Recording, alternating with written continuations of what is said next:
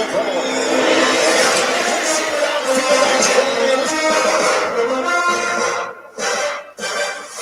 he has good technique, he will be dealing. If his technique becomes great, not just good, then he's a Hall of Famer.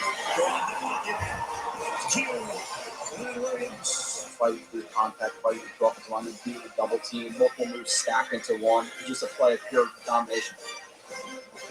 It's actual film, it's actual football talk. It's a football show, it's football, not storylines.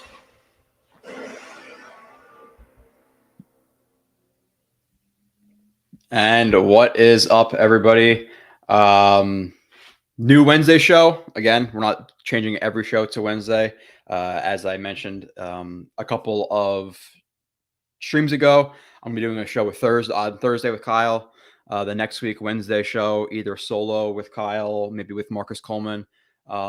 Just taking strictly your guys' questions, talking to you guys, doing call-ins. I'll start call-ins maybe around 7:38. 7 depends on how much I talk. I could talk for 3 hours to myself sometimes, so we'll see how that goes. But yeah, I want to do a show every single week, and Wednesday, Thursday. I'm sorry, it's not always going to be Thursday. Wednesday is definitely the better night for me. But we did shows on Thursday during the season because it gives us a little bit more time to watch the All 22 when it comes out. But I didn't want to leave you guys for a week. So what is up? Let's see who's in here. So Chris already asked, is it Thursday? No, it's not Thursday, but Wednesday, Thursday now. Wednesday is pretty much going to be solo. Again, I'm literally going to join here, and we're either going to talk for 30 minutes if we have nothing to talk about, or I'll talk for 3 hours if you guys bring some topics to the table. If you guys want to see film, if you want to ask me about people that I've watched, I have strong takes, obviously, with some of the people I watched, because you hear some takes out there and they're completely opposite of what you're seeing. So if you want to see some or talk some film, if you want to ask about some film, hey, this person said this about this guy. Can he do that? Can you show a play of that? As long as you're willing to be patient with me and let me find it for a minute. I usually can back up what I'm saying with clips for sure. So I want to hear what you guys want to have to say. I want you guys to call in. And we're just going to bullshit every other Wednesday and just talk about whatever the hell we want to talk about. So we can talk about, you guys can bring up freaking mock drafts. I don't care. We can talk about mock drafts. We could do our own mock drafts. We could do offseason simulators. We could bring up film. We could talk film for 3 hours. We could do whatever the hell you guys want. So let me see. Let's see what you guys are saying. Rich Ritter, what's up? What is up to you, Rich? Appreciate you guys being in here. I appreciate all the recent support too.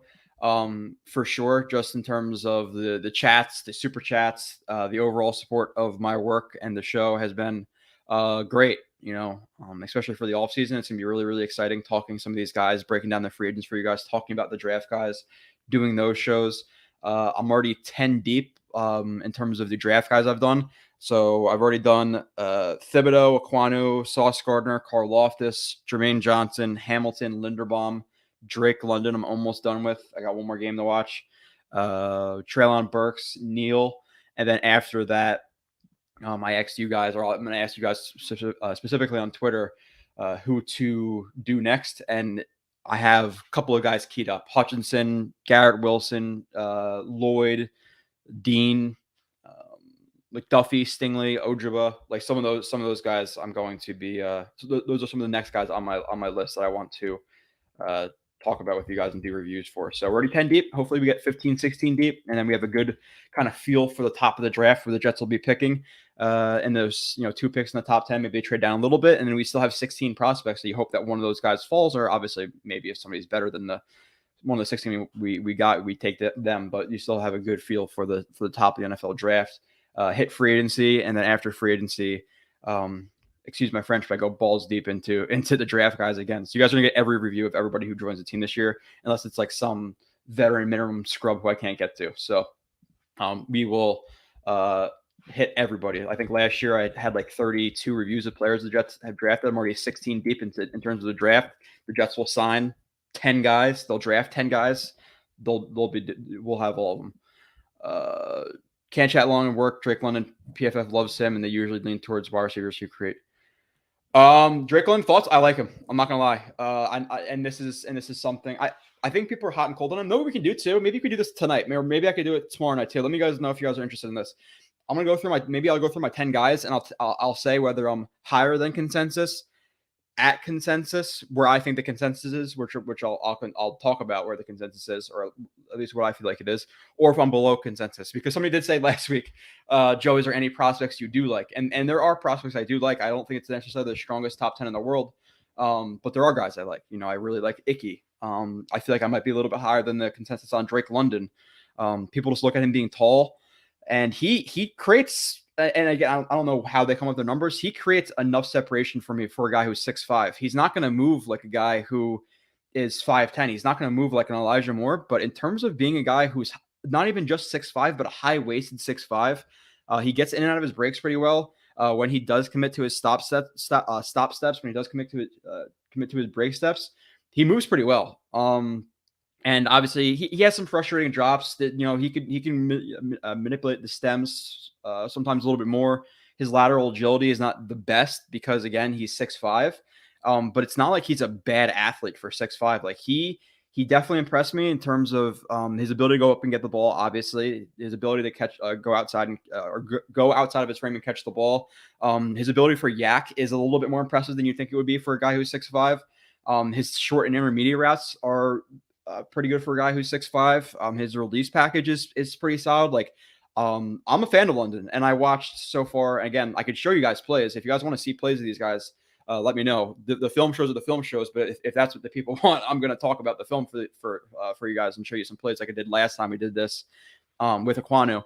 But I watched Washington State, Colorado, Utah, Notre Dame. I have Arizona to watch. That's the last game I'm going to watch. Again, for the guys who I'm doing before the Jets draft, I'm going to do like 3 to 5 games, receivers, corners. I like to do a little bit more because they're not as involved as offensive lineman, defensive lineman every play, or they're not as involved as a defensive or offensive lineman in every play. Am I saying that right? So watch a little bit more. If they're drafted, I'll come out with another review of these guys. But I could talk about London a little bit more, maybe if I do the consensus thing. Alex, what's up, man?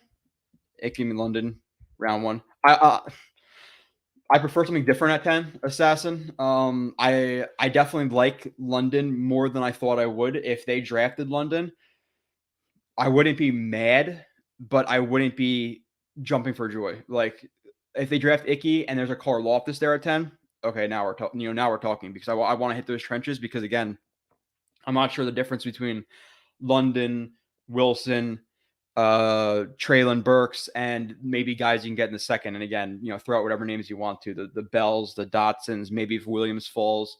I don't think Olave falls to the second, but I plan on watching Wilson and Olave too. And I think I based on what I've seen from Wilson, the little I've seen from him, live time, a little bit of highlights, is I think I'm going to like Wilson a lot too. Phil Stingley yet? No, Eagle. Austin, best scheme fit for wide receiver? To be honest, like they all like, it's kind of like pick your flavor. But I think Wilson's going to be a really good fit, to be completely honest, because based on what I've seen from Wilson, you're looking at he's not a guy who's an absolute burner, but he gets to top gear pretty quick from what I've seen. A pretty good route runner, and then a guy who, even for his size, he can catch balls outside of his frame, contour his body really, really well. And somebody who I think is a little bit overlooked in terms of his yak ability. So I think it's probably going to be Wilson's going to be the best scheme fit. We could talk about Burks in a little bit. We could talk about Matt Harvey news. Yeah. Even just James Harden, like there's stuff that, like, James Harden going to strip clubs after Nets games, like not going back with the team and stuff, and obviously that rubbed the team the wrong way, and a lot of those players are taking shots at him, which I'm not talking about the Nets, but I'm not really mad about that trade, to be completely honest, the way he's acting. Before that, how was your Super Bowl party? Good, Eagle. I worked that night, so I didn't do anything wild. Which, by the way, I pulled myself some beers and some claws. Unfortunately, it's the only thing that's in my fridge right now. So I'm gonna try to have a couple of beers with you guys tonight, and we could talk virtually, like this new world we live in. And I'm gonna try to have a couple of these. But the problem is, when I'm the only one talking, it's hard to drink. And you might have to excuse me to go to the bathroom one or 2 times, depending on how many I have over here. So if you don't mind a second or 2 of silence, let me know, and maybe I can have a few. It's my night off, so I'd enjoy that. Pirlo, did I get your name right? Pirlo, what is up, man? I always get it right. I always look at it, and for some reason, whatever it is, it's Pirlo is a legend 3, and whatever reason, I look at that name and it just fucks my brain up. I don't know why. I don't know. No, no. I don't. What are we gonna talk about? If they're gonna bring up a bunch of stats and stuff, I'm not about that. McBride, I'm not going to do it pre draft, Mike, just because I want to get like the 16 top players done. Again, like right now, I read you the guys I do have, and I plan on doing another 5 or 6 of them, and those are the guys who I think are going to be the higher priorities because they're the most realistic options to me. Like McBride, who the hell knows if he's going to be there at 35, 38, and in the 50s when the Jets pick again, right in the 50s. So I don't necessarily want to do a guy like that when I'm not really sure what his status is in terms of being available in that second round. But if he gets drafted, I'll do it. Obviously, I'll do literally every single player who they draft. Last year I did all 11. Did they draft 11 or 10? 10 or 11 players they drafted last year, and I did 3 UDFAs too. And they're all anywhere from 30 minutes to 2 hours to 3 hours. I think I did 8 hours on Zach Wilson. I'm going to do quite a bit on Drake London because I like his film a little bit. Middleman, yeah, Shadow, I did. And it's because they have a lot of picks and they need a lot of players. But I'll be willing. Like, hey, we could talk about Jerry Jeudy or whoever it is, and hey, the Jets want to trade I think to be completely honest, a second round pick is a little bit high for Jerry Jeudy considering he had an injury problem last year, right? He battled an injury. I would say he's been disappointing as per his draft stock. He's going to his 3rd year, so you're gonna have to pay him after next year. Do I want to give up a second round pick from him? And a second round pick in a draft where the strength is not top 10, not top 15. It's that 20 to like 70 range, I think, is the bulk of the good of this draft. So you're looking at almost like a late first round pick if they treat that 35 and 38 like that, because plenty of players who people are talking about at 15, 16, 20, 25 right now are going to be there at 35, at 38. And I think that's too high of a pick to give it for Jeudy. If we're talking about a 3rd round pick and another conditional late round pick, if you're talking like a 3rd and a 5th, a 3rd and a 6th, I would be willing to do that for Jeudy. To be completely honest, to be transparent, I have a soft spot for Jerry Jeudy though. I really, really liked him coming out of Bama because of his route running is ridiculous. So Pirlo, this, and I can show you guys again. Unequivocally, I prefer Drake London. I thought Burks, when I watched him, was pretty overrated. Burks, and again, the thing is, people watch YouTube highlights and that'll be their opinion. So they'll fight me to the death about this. But Burks, a lot of his stuff was schemed. 1, 2. I will show you in the review that his blocking effort is hot and cold. His route running is hot and cold. In terms of effort. So he'll give up on a play if he doesn't think he's going to be the first option. He'll block a player at times, and he's great at it when he wants to. So you could put up a highlight film on Twitter. You could put up 3, 4, 5 plays. Okay, cool. What is he doing every other rep? And to me, I got a little bit frustrated with that. His route running needs a lot of work. His releases need a lot of work. His yak ability is good, but there's times where he runs out of bounds where he can get more yards. So I question his competitive toughness, where Drake London is going over the middle, getting smashed by guys, pirouetting and trying to gain more yards at 6'5". And there are plays where Burks will obviously break a couple tackles and run for 70 yards, but then there's plays where he can get more yards and just ducks out of bounds. And to be completely honest, his yak, it's not like he's like overly shifty and crazy. Like it's more about him just stiff arming guys and being physical. His yak, he's not Deebo Samuel in terms of yak. He's in the backfield playing running back, or lined up as a running back, but it's on swing routes, it's on jet sweeps, it's on end arounds, it's on that stuff. He doesn't take the ball between the tackles. He does not have vision like that. Like even Elijah Moore at Ole Miss last year was taking legitimate running back handoffs, where Burks is not going to do that type of stuff. At least he wasn't doing that stuff right now. And I don't think his vision is the greatest. I think his yak is a little bit overrated. Does he have some crazy highlight circus catches? 100%. Is his ceiling very, very high because of his physical makeup and just his physical capabilities? Yes, but he has a long way to go for me to get there. He has massive upside, and I texted Kyle this, and I texted maybe Scott, I don't know, that I'm taking Elijah Moore, Ole Miss Elijah Moore, over Burks every single day of the week. If Elijah Moore's in this draft and you're talking about taking one at 10, I'm taking Elijah Moore over him. I'm not, it just, I love Elijah Moore coming out of Ole Miss. I love this film. That's not just because he's a Jet, obviously. I'll talk shit about plenty of Jets. But Elijah Moore is a better player coming out of college right now than Burks. If they take Burks at 10, I'm going to be very disappointed. London, 10, we could discuss. Okay. Not thrilled. Not upset either, though, as of right now. But Burks would be a massive reach to me. He's more of a late first, early second round player. Did you win any? Yeah, Jesus. For a Jet X writer, he bet. Let me see if I can remember off the top of my head. Odell Beckham first half touchdown. He bet that. He bet T Higgins 2 touchdowns. He bet Cooper Kupp touchdown. And maybe something else, and bet $100. He won like $68,000. $68,000.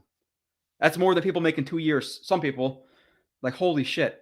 No, I didn't win that. For me, Yoshi, hold on, I'm just.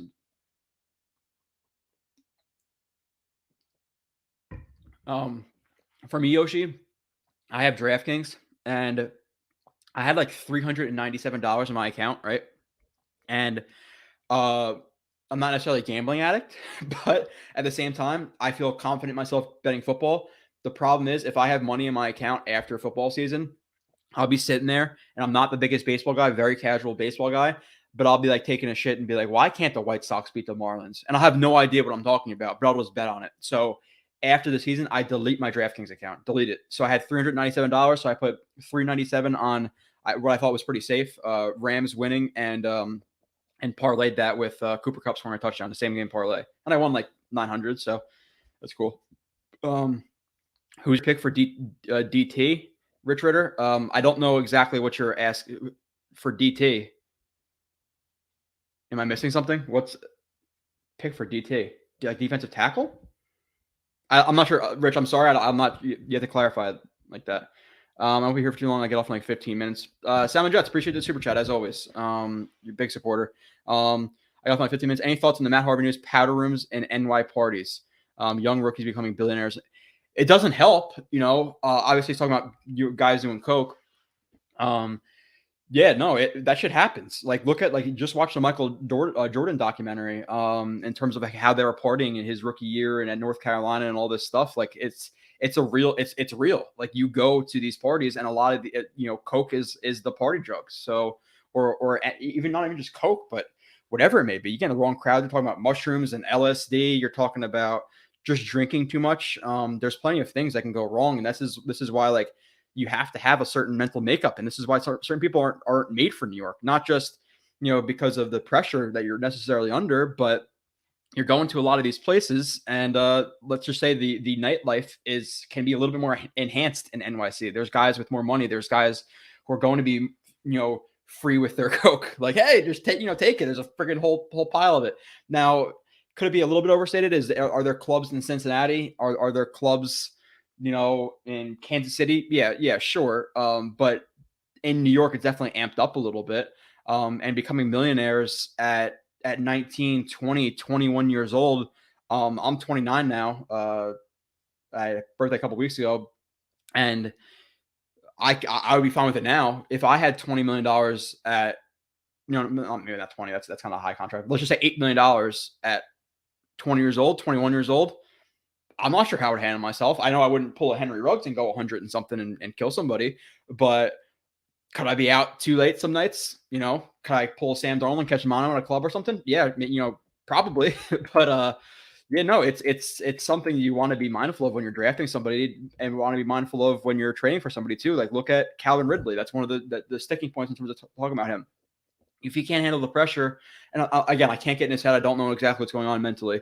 But if his mental health is affecting him, and if it's because of pressure, criticism, whatever, from Atlanta, you go to New York with our crazy fucking fan base, and the media coverage. Watch out! Like, you know how New York is. Like, we know how we are. We love a guy. He makes a good play. The next play he drops the ball, we fucking hate him. Like, it just, so you have to be able to deal with that the ups and downs on top of all the stuff at New York parties, Cali parties, probably even obviously being a rookie in Miami, being a rookie in Las Vegas, like Jesus, like look at everything that's happened with Las Vegas players right now.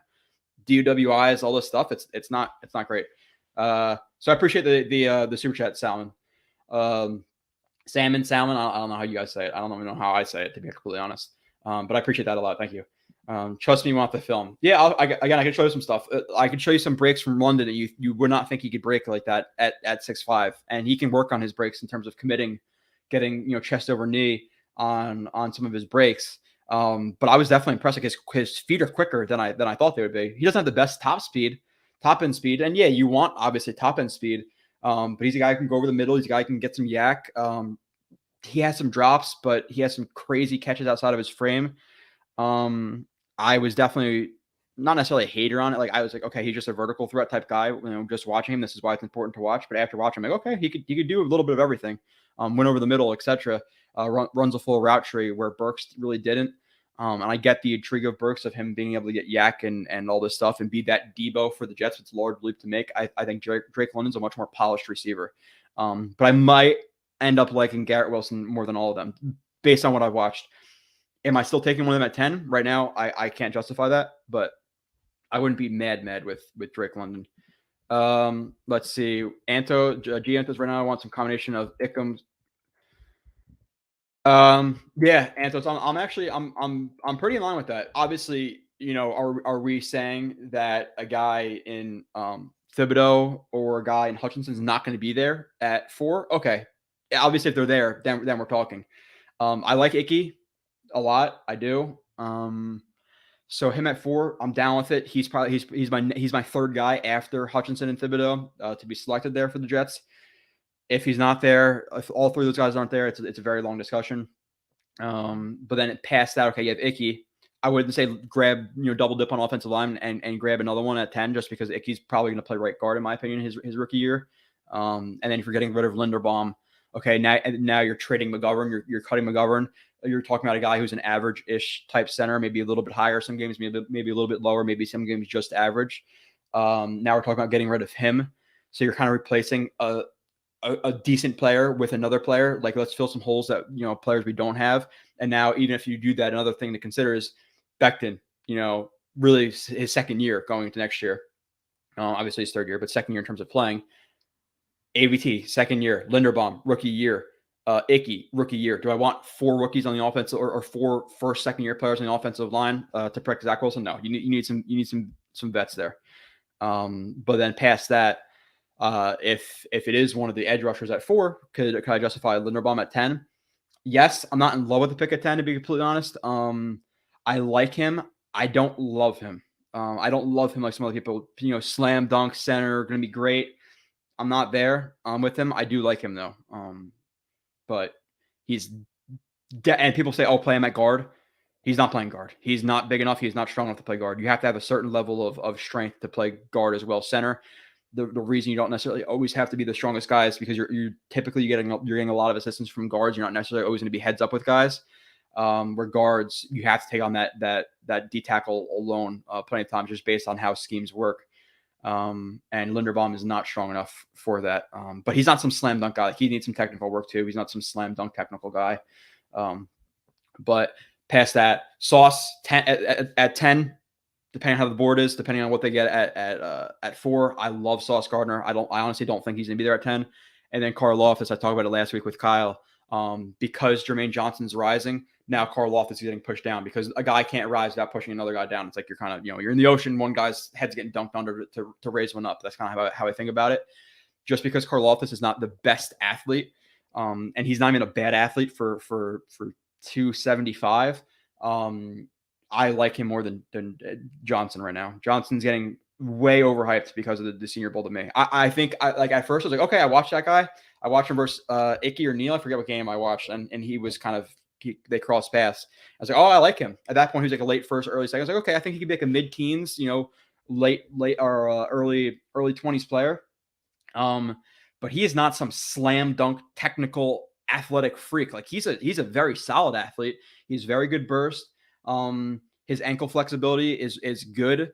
His lateral agility is good. He has long arms. Okay, cool. He needs a lot of technical work in terms of rushing the passer.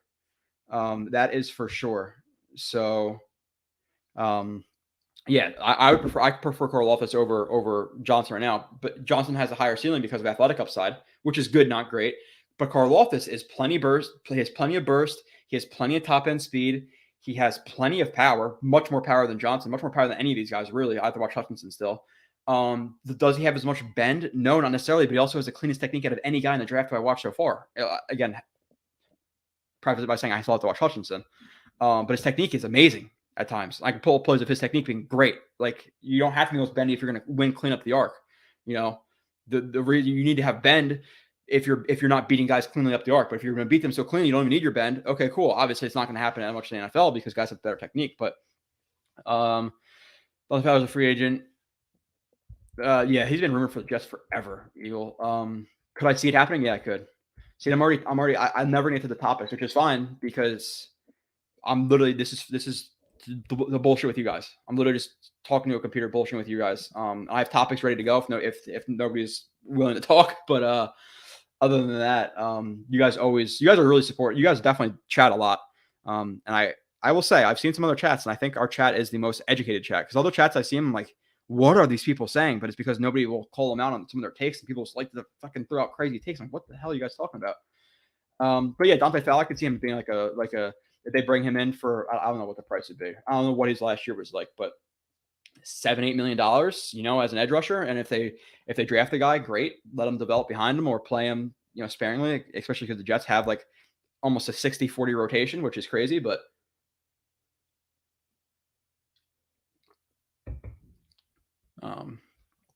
yeah, mixed for trades. We'll see. They have a lot of picks. I really do think they're going to end up with a receiver. I don't know if it's Metcalf. I don't know if it's Judy. Which again doesn't really make the most sense to me because I'm not like blown away with Tim Patrick and those guys to get rid of Judy. But if you're going to trade for Rodgers, well, I don't think Rodgers is going to go there. It seems like Rodgers and the Packers have patched things up. But I think the Jets do land a relatively big fish. I do. Hold on. Why'd you say black screen? Are you guys seeing me? Hold on, I gotta pull up my YouTube now. Okay, you guys are seeing me. What the hell are you talking about? Somebody said black screen. Assassin. All right. It's okay. I have no friends in. Hey, that's right. That's not why you're here, but I appreciate you being my friend, Salmon. You're my friend. Would you do Foley at $8 million over Barrios? Are talking about? I'm willing to take this. Like you're saying, Foley at $8 million or Barrios over $8 million. I'm taking Foley over $8 million, at $8 million over Barrios. Barrios. Again, we could talk about this until the fucking cows come home. He is realistically a $4-5 million player a year. He is. Debate with your wall. He is. It's a lot of you're paying for his special teams. His offensive production was more scheme than it was him. He had a couple nice catches. Okay, cool. A lot of it was schemes. So you're looking at a player who's probably worth 2.5, $3.5 million at most at special teams, and you're looking at a backup slot receiver, a backup gadget guy, and a guy who realistically, you look at the offensive weapons they're supposed to add the 6th, 7th option on offense, and we're going to pay $9 million for that. What are we, crazy? Like Foley, the problem with him at 8 is I have 2 questions about that. Well, no, really 1 question about that, or kind of 2.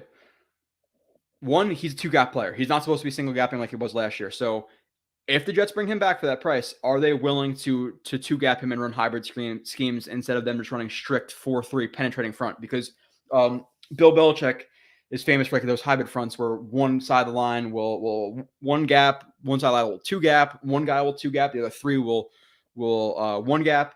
If they're willing to do that with Foley, bring him back. Because him at $8 million to single gap penetrate is not what I want. And then with that being said, the way you have to think about Foley is he's going to play about 50% of the snaps, and then you have to kind of what's the word I'm looking for? You have to kind of adjust, not like adjust the salary. I can't even think of what I'm trying to say. If he's $8 million at 50, or if he's $8 million player at 50% of the snaps, what would he be worth at 70-80% of the snaps? So is he really a $14-15 million player a year that's only going to see 50% of the snaps? Obviously, nobody's going to pay him $14-15 million a year, but you see what I'm saying. 8 is a lot for a guy who plays 50% of the snaps. So you have to be ready to play him how he needs to be played. You feel what I'm saying? Nakobe Dean is the pick. I'm going to end up doing him. Black screen. What are you saying, Assassin? I think that's you, buddy. I don't think that's anybody else. I'm seeing myself on YouTube, so I don't know what you're talking about. Blake playing Godwin signs us. I watched a video of the top 100 players. Yeah, if they're comfortable with his ACL, I'm 100% down with Godwin. He's young enough of a player to return from the ACL. He's a legitimate number one. You're looking at Godwin, Corey Davis, Elijah Moore, and whoever else. Bro, like that's legit. Mike, damn, I just watched this. You can go watch CYJ. You know, it's okay, Mike. It is what it is. I was on there last week. Listen to that one. Talk about a lot of stuff. Okay, we got some spammers, I think. Where are my mods at? I'm gonna get some new mods. A lot of you guys are in here all the time. I'm gonna promote some new mods in here. Jared, so you think there's any merit to guys that have connections to JD or mocking a cornerback to the jet set? I don't, merit to it. Is he telling them he wants a corner? I don't, if anything, he would mock them. Well, no, if anything, he would, if they had connections, he'd probably mock them not a corner. So people aren't concerned about them taking a corner if teams are really looking into mock drafts, which you're not. I think it's more realistic that guys look at the Jets roster and they say, holy shit, they need a starting corner. Here, let's mock them a starting corner. Like I'm not gonna look too much into that. Got to look into McDuffie. I plan on watching Stingley and McDuffie if I have enough time. It is what it is.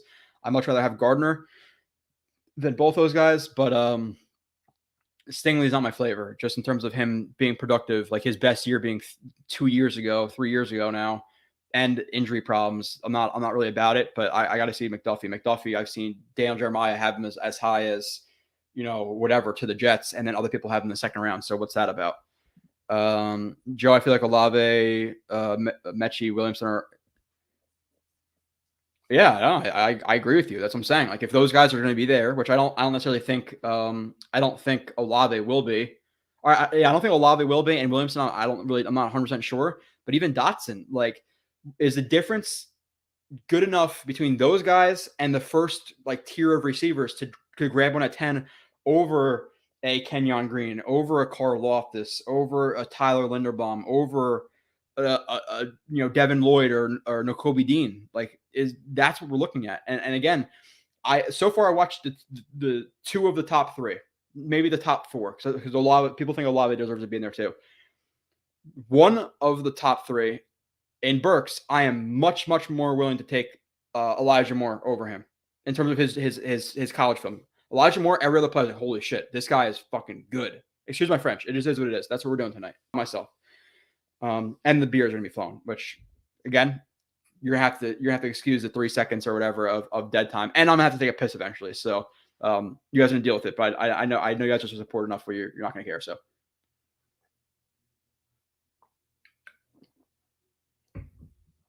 yeah, but that's the point. And the thing is, this is where I talk about stacking up those guys. This class, you put this class and you combine this class with Jerry Jeudy, CeeDee Lamb, Henry Ruggs, Chase Waddle, Elijah Moore, Kadarius Toney, Devontae Smith. Where do these guys stack up? So I'm going to take one of these guys at 10 when in other drafts, Burks, I feel like would have been a second round pick last year. To be completely honest, that's how I feel. I'm not going to bullshit you guys ever. And I'll show you plenty on the reviews and on these streams. I'm gonna be talking to you guys on these streams by myself for 2-3 hours tonight. So I'm gonna show you some film, especially if you guys want to see it. So probably some merit. Yeah, if they don't sign a guy, they don't have a starting level corner right now, opposite of Hall, and Hall is a decent number 2 at this point. Let's be honest. I don't give a shit what his PFF numbers say. He's a decent number 2, which is cool, especially for a 5th round pick. Awesome. But they don't have a starter, and I don't care what the system is. I don't care if it's cover 2, cover 1, cover 3, cover 4, cover 7, cover 6. Man, I don't care. Corners matter. It matters. So, they don't matter to the Jets. No, maybe they don't matter as much as defensive line, but a lot of people feel that way. Yeah, he mossed the shit of him. He just jumped right over his back on the right sideline. Remember that, Yoshi? Good memory. Jets gang, Jets, man. A lot of them might be the most underrated. Yeah, Jared, I agree with you. he's relatively similar to Wilson. What I've seen, I don't think he's as savvy as route running. I don't think he's as good as press. I don't think he's as strong. I don't think he's as good as Yak. So he's almost like not necessarily like a poor man's version, because that's a little bit too harsh, but like a discount version of Wilson in some ways. 68K, yeah, it's a lot. James Higgins, what do you think of Muma? I like what I saw in the Senior Bowl. I think he's a second, third level round prospect. I'd obviously have to watch a lot more to know exactly. I like him now, but again, there's plenty of players I like the looks of them. I like the looks of a lot of Treylon Burks, and I watch him like from snap to snap. I didn't see the consistency, like I just didn't. I looked at the past few drafts, all players people saying Jets traded for, we could have drafted them, but took bust. Yeah, it happens. Last draft was obviously a slam dunk, but yeah, there's plenty of players we missed on. No, 900's not bad, Yoshi. It's not that bad. And I think I won like 887 or something like that. And then I took out 850. It's like, okay, screw it. I'll play 20 in there, or like 25 in there. If I could make that money, I make that money. And then the first bit I did was Nets at home against the Kings. I just put all my money on the Nets because they weren't the favorite, and they beat the Kings because now they actually have some blood in that. They have some new lifeblood in that locker room. And Steph Curry, first game, savage, and even Drummond. Like I like that trade. You're like, look at the Nets game, which I'm getting to it, whatever. Like trading Curry or trading Harden, a guy who is early 30s with weight problems, with commitment problems, with injury problems, for a solid rebounder, a big guy down low. Ben Simmons with it mentally. He's one of the best defenders in the league. He can guard 1 through 5. Good slasher, good passer. Obviously not a good shooter. And a guy in Seth Curry, who's one of the best 3-point shooters in the league, percentage wise. Sign me up. And 2 first, come on.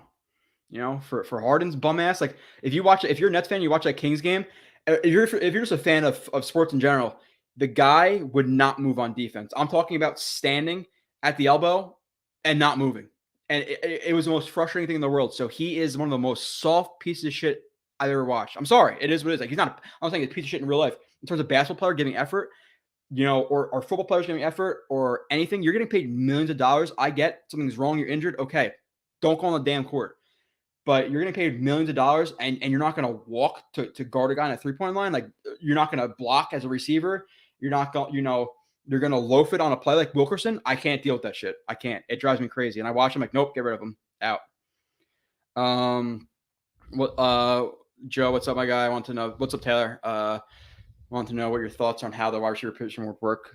I think they're all like, it's this system's not so static where it's like X, Z, slot. And like, they're always going to line up in the same spot. Obviously no offense is like that, but they have so many condensed splits. Like, guys could be outside isolated. Guys can be the Z, the slot, and they're so condensed in this formation. They're almost both playing slots. So you want guys who are relatively well-rounded. And I think Cooper is well-rounded enough to play anywhere, big slot, outside, Z. He can win short. He can win deep. He can get yak. So I think those guys are all versatile enough where you don't really have to be concerned about the how to scheme them open. Like you draft a guy like Burks, to me, you have to kind of scheme him open because he doesn't have a lot of experience getting off of press and running routes. So to scheme him open and use him as like that kind of chess piece ish. But to be completely honest, I think again his yak is a little bit overrated. I could show you guys. And Elijah Moore is a good yak guy. Like, obviously Burks, if he reaches his ceiling, okay, obviously better, but I think those guys would work well together because they're all pretty. Jets game, beginning of the year, yes. End of the year, he bailed out like week 5, right? I'm not wrong, people. Like week 5 for the rest of the year. So Ridley's got a good receiver. I won't be mad if they pass, but they definitely hope that. Yeah, for sure. Ridley, stud in college, stud his first couple years in the NFL. If they can get him, again, what's the price? For a mentally stable Ridley that didn't bail out, you're looking at a 1st-round pick. This Ridley, maybe you're looking at a 3rd and something else. I don't know.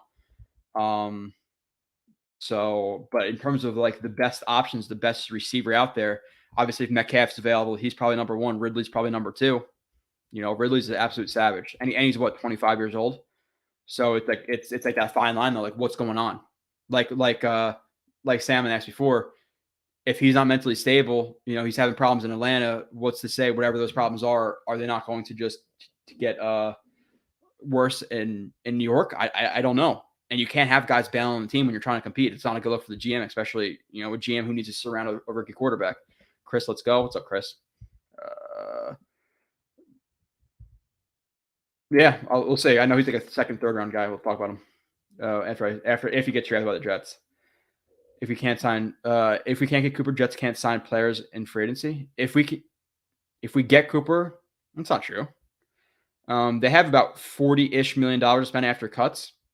And he's traded. I think his $20 million cap hit becomes 16 for the Jets. So you're looking at 16 minus 40, 45. I don't know. I think after all the cuts, they really have like 55, 60. Take 20 million out for the draft, so then you really have like 40. So then you have like $20 million to work, and you can work guys' contracts. So you can still sign. You can still get Cooper, Njoku, Austin Corbett at guard, and Justin Reed. Like you can still fit that on the cap, Jets gang. You can't not get players. Right now, if they don't cut, if they don't cut guys like GVR, if they don't cut Sheldon Rankins, if they re-sign all their guys, then yeah, sure, but it's not going to necessarily happen. But yeah, no, it would definitely. What's your point of view?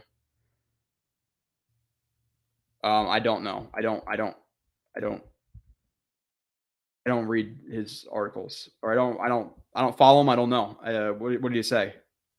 I know. I liked the Jets in terms of their meeting rooms last year. Like for the quarterbacks, they said basically, hey, let's go watch Zach Wilson not together, all come together, or all the quarterbacks and come together with our board of the quarterbacks and discuss it. And they went to their boards, and they all obviously had Zach Wilson as well, the top guy after the next after Trevor Lawrence. So I like that they did that. And again, for the live streams, I don't necessarily love that they're at 6 o'clock, because I know people on the West Coast, people like the West Coast watchers, it's early for them. 3, 4 o'clock when it starts. But it is what it is in terms of like I work midnights, so I can't do a stream until 10 because some nights I got to sleep before. So I apologize for that. Well, I don't. It is what it is. I don't want to give him a 4 anymore. If he's not a Pro Bowler, he won't be worth the top 5 to 10. So okay, but with that being said, Mike, who do you want then? Who's going to replace Icky at 4? Because the top of the draft is not that strong. So who is there that you want? That's what you need to follow up with, because that's Jets going to want Hamilton at 4. To me, absolutely no way. I talk about him plenty. He's not generational. He has generational type athleticism. His technique is wacky. I've showed you guys on this stream multiple times in terms of him blowing assignments, him missing running lanes, him being flat-footed in coverage. Like he's not worth a 4th overall pick. 10, we're having a discussion. 4, absolutely no way. I can't do it. With the positional value, which again I think is a little bit overrated, but it's still something to talk about. And the fact that he's not generational and it's relatively raw in some aspects, I can't justify 10 or 4. 10? Okay, you're betting on upside. I'm down with that. Hamilton or Karlaftis at 10, cool with either one of them. 4, we're not. I'm not there yet. Joe, you're a stud. Appreciate that, Ben. You're a stud too. Hamilton is like that song you hear for the first time, you don't like it, but a few more times you hear it. Salmon, I'm not going to lie. I was the opposite. I loved Hamilton, the thought of him, and then I watched him, and there were just way too many plays in a 3-game, 4-game sample size where he was getting beat, and I was like, you can't get beat this much. Even in 3, 4 games, it doesn't matter. Like, to be a number 4 overall pick, I can't. I can't. Honestly, fine with Sauce at 4 if KD, Hutchinson, and Quan. Antos, we are in luck here. And again, people fall in love with mock drafts, and it doesn't matter if they're using PFN, PFF, the Draft Network, Draft Tech, whatever it is, and they'll see a guy consistently be there at 10, be there at 10, be there at 10, be there at 10. So you talk with them at 4 and like, what the fuck? But we're putting our level of trust in whoever is making those simulators. Sauce, to me, after those 3 guys, if you're not trading, is the next option. Easily the next option. He's a very, very solid corner with a lot of upside. 6'3", moves really, really well for that size. Potential lockdown corner. He's my option at 4 too. He's not even fine with Sauce at 4. He's the pick at 4 to me. Who else is there? I'm not taking Neal. For the people who say he can play guard, didn't watch him or don't know the transition between tackle and guard. He's not a guard at all. There's absolutely no way. Past that, who else do you want? Jermaine Johnson's option at 10. 4, no. And I did the review a couple days ago, guys. He His pass rushing needs a lot of work in terms of his technique. You could watch a 5-minute highlight film. I can make a 5-minute highlight film of anybody on the Jets roster. You're going to make plays, but there are 60, 70 snaps depending on the snap and hurry up and all that shit in a game. What are you doing those other snaps? You should produce 2 highlights a game. Anybody should. What are you doing those other 58 reps? Hamilton's the best player in the draft. It's Thibodeau, it's Hutchinson. Aquanu's a better player right now. Hamilton's not the best player in the draft. I thought he was until I watched. Santos, yeah, you're goddamn right with that. A lot of money, a lot of cap. They gotta hit. They can't have another 2020 draft. They have another 2021 draft, and they hit on some of these free agents. Again, you have to give Joe Douglas a little bit of a pass in terms of his free agency last year. Like, who knew that Curry was injured? Who knew that Joyner was injured? Who knew that Carl Lawson was injured? Obviously, maybe a little bit of his pass you can think, but okay, he's gonna tear another Achilles. Like, kind of sucks. And it's kind of nice though, because like Carl Lawson's almost like an off-season addition that we never really got to see. Like, that's just on the team right now that we don't even consider really. But yeah, it's huge. How much do you factor age when Scanner Profit Karloff is 20 years old? It's something. It's something, beloved piece. It's not everything, but yeah, you prefer the guy who's 19, 20, 21 over the guy who's 23, 24, 25, because obviously they're going to be in their prime for longer, Sanders, $6.5 million for Max or Barrios, and even that's questionable. It is, Jeff. Like, and I share your sentiment. It's because you don't. I'm going to assume like they have that connection. Him and Wilson are friends. He's been on the team. He was with the Pats, but he made it as a Jet. Like, that's sweet. But with that being said, you can't just overpay to overpay. Like, people are, just pay him. It doesn't matter. He's a Jet. Like, we're going to overpay. And then what happens in a couple of years when that difference between $5 million and $9 million is maybe a depth running back and, a depth linebacker was to come in to a game, and we lose a game because we don't have that player because we're paying Barrios to be the 6th option on offense. Like, what are we talking about? Taps any button. Hey, I like your profile picture. I've never seen you before. Or Chiefy. Okay. Let's see if you guys are just talking shit. I can't. I'm not with it on time. So, loaded question, Jeff. Would you trade for Metcalf if given the opportunity? Legit number 1, top 15 receiver in the NFL.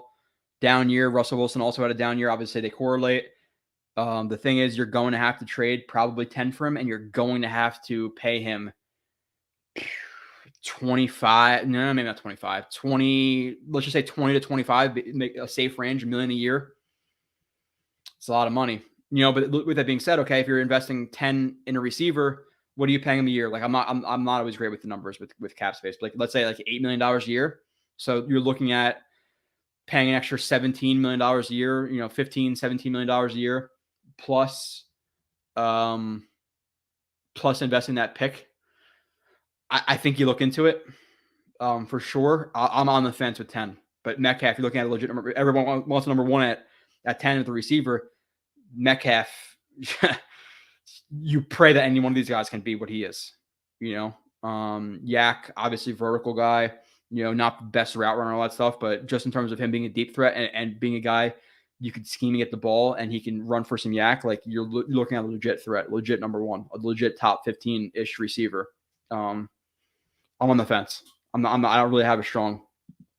Whoever wrote the age reader make a point. I didn't know that Carlos was still on 20. Yeah, dude. And like, listen, again, people get infatuated with the bend and all that stuff, and it's important to a certain extent. It is, but again, whether it be positional value or traits, people overvalue certain things versus others. Like, guys who are powerful, explosive, and technically clean, Karl Loftus, can win playing in the NFL. Like, guys. Terrell Suggs was criticized for some of his testing. Did he have a good career? Ryan Kerrigan's not the most athletic guy in the world. Look what he did in the NFL. One of the highest guys in terms of sacks. Look at Trey Henderson. Even though I didn't love Trey Henderson. I'm looking at his film or a little bit of his highlights in film last year before the Jets. He's not the most athletic guy. He played well with Cincinnati. Calvin Pace, not the best athlete, pretty good freaking career. There's plenty of guys who, does he have the ceiling of Chandler Jones or Von Miller or Khalil Mack or Myles Garrett? No, but if you could tell me that he's consistent enough and clean enough to be a 10 to 12 sack guys, are we really what? He's. And I'm not saying he's exactly that. You can't just guarantee that, but that's good. That's good for a 10 overall pick. But because he doesn't have the best spend in the world, people go crazy, bro. It is wild. Antos, yes. I would retweet this 1,000 times if I could. 1,000 times. People fell in love with Lamar Jackson because every single mock draft, people, sixth round. You're all the Yeboah love because he was there in the fourth round. He's in the fourth round by some fucking dimwit who's putting on the site that he's a fourth round pick. He falls to UDFA, and that's people's opinion on him. It's based on nothing else on film. It's, I saw him in the fourth round of the mock draft of whoever's making the mock draft. Now he's a great UDFA. He was extremely raw coming out of Ole Miss. There's a reason he was a UDFA. But people fall in love with mock drafts because people do 1,000 mock drafts a day, and you're training your brain that this guy's available in the third round, the fourth round, he's that good of a player. Says who? Says what? That's in my opinion. So I would retweet that 1,000 times if I could, Antos. I love that. Good thinking. Is Blitz still in the league? I don't know. I remember last offseason people were telling him I'm crazy for saying he's garbage and he should get cut, and he's garbage. He got cut and he got roasted with the Seahawks. Thanks for the better pick. Mikey Miles, what's up? I haven't seen you too much on here. You used to be a big Twitter guy. I haven't seen you on Twitter much either. How do you feel at Salsa 4? I said that I mentioned it before. I don't know if I'm caught up to that point yet, but he's the pick after Thibodeau, after Karlaftis, after Icky to me. He's the next best player for the Jets.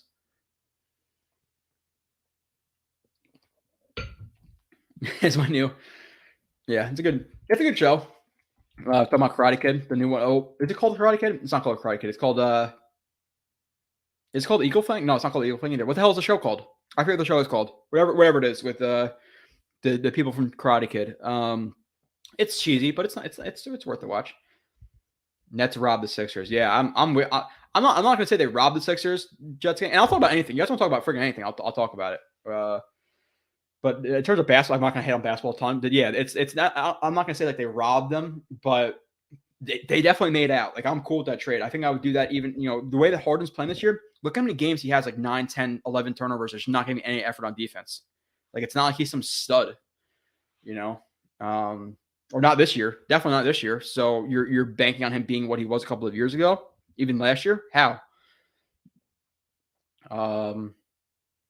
But yeah. Oh, another thing. I had a no. I'm definitely gonna do this just as much as I do the film reviews, the shows, all this stuff. But like I said, trying out for basically the county SWAT team. So some of my time is gonna be gone.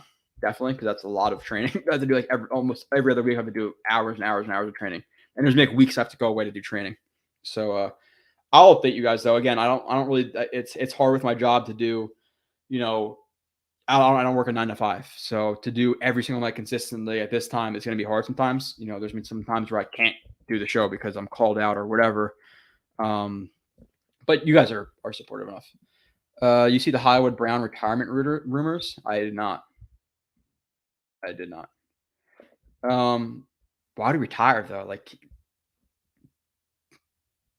But then again, does he have mental health issues? Didn't he talk about, basically Elijah Moore saving him? He was considering suicide and Elijah Moore saved him. So is he necessarily the most stable guy? I don't know. The fan that told James Harden he will never win a ring is right. He needs to be.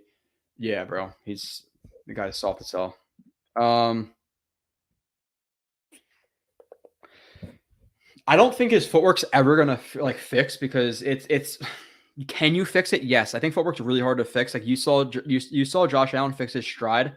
He was overstriding his first couple years with the Bills, and obviously it makes for a longer release, makes for guys jumping passes more, etc. Makes for overextending your base, throwing with upper body, obviously not as accurate. And he fixed that. Guys typically don't as much. To me, it's really a lot about his conflict climbs and his pocket presence. And he did better than that in the new year, but keep hammering that because there's too many times both in college and his rookie year where he bailed out of a pocket that he could have stepped up and fired a ball over the middle. So I'm going to say confidence in the pocket.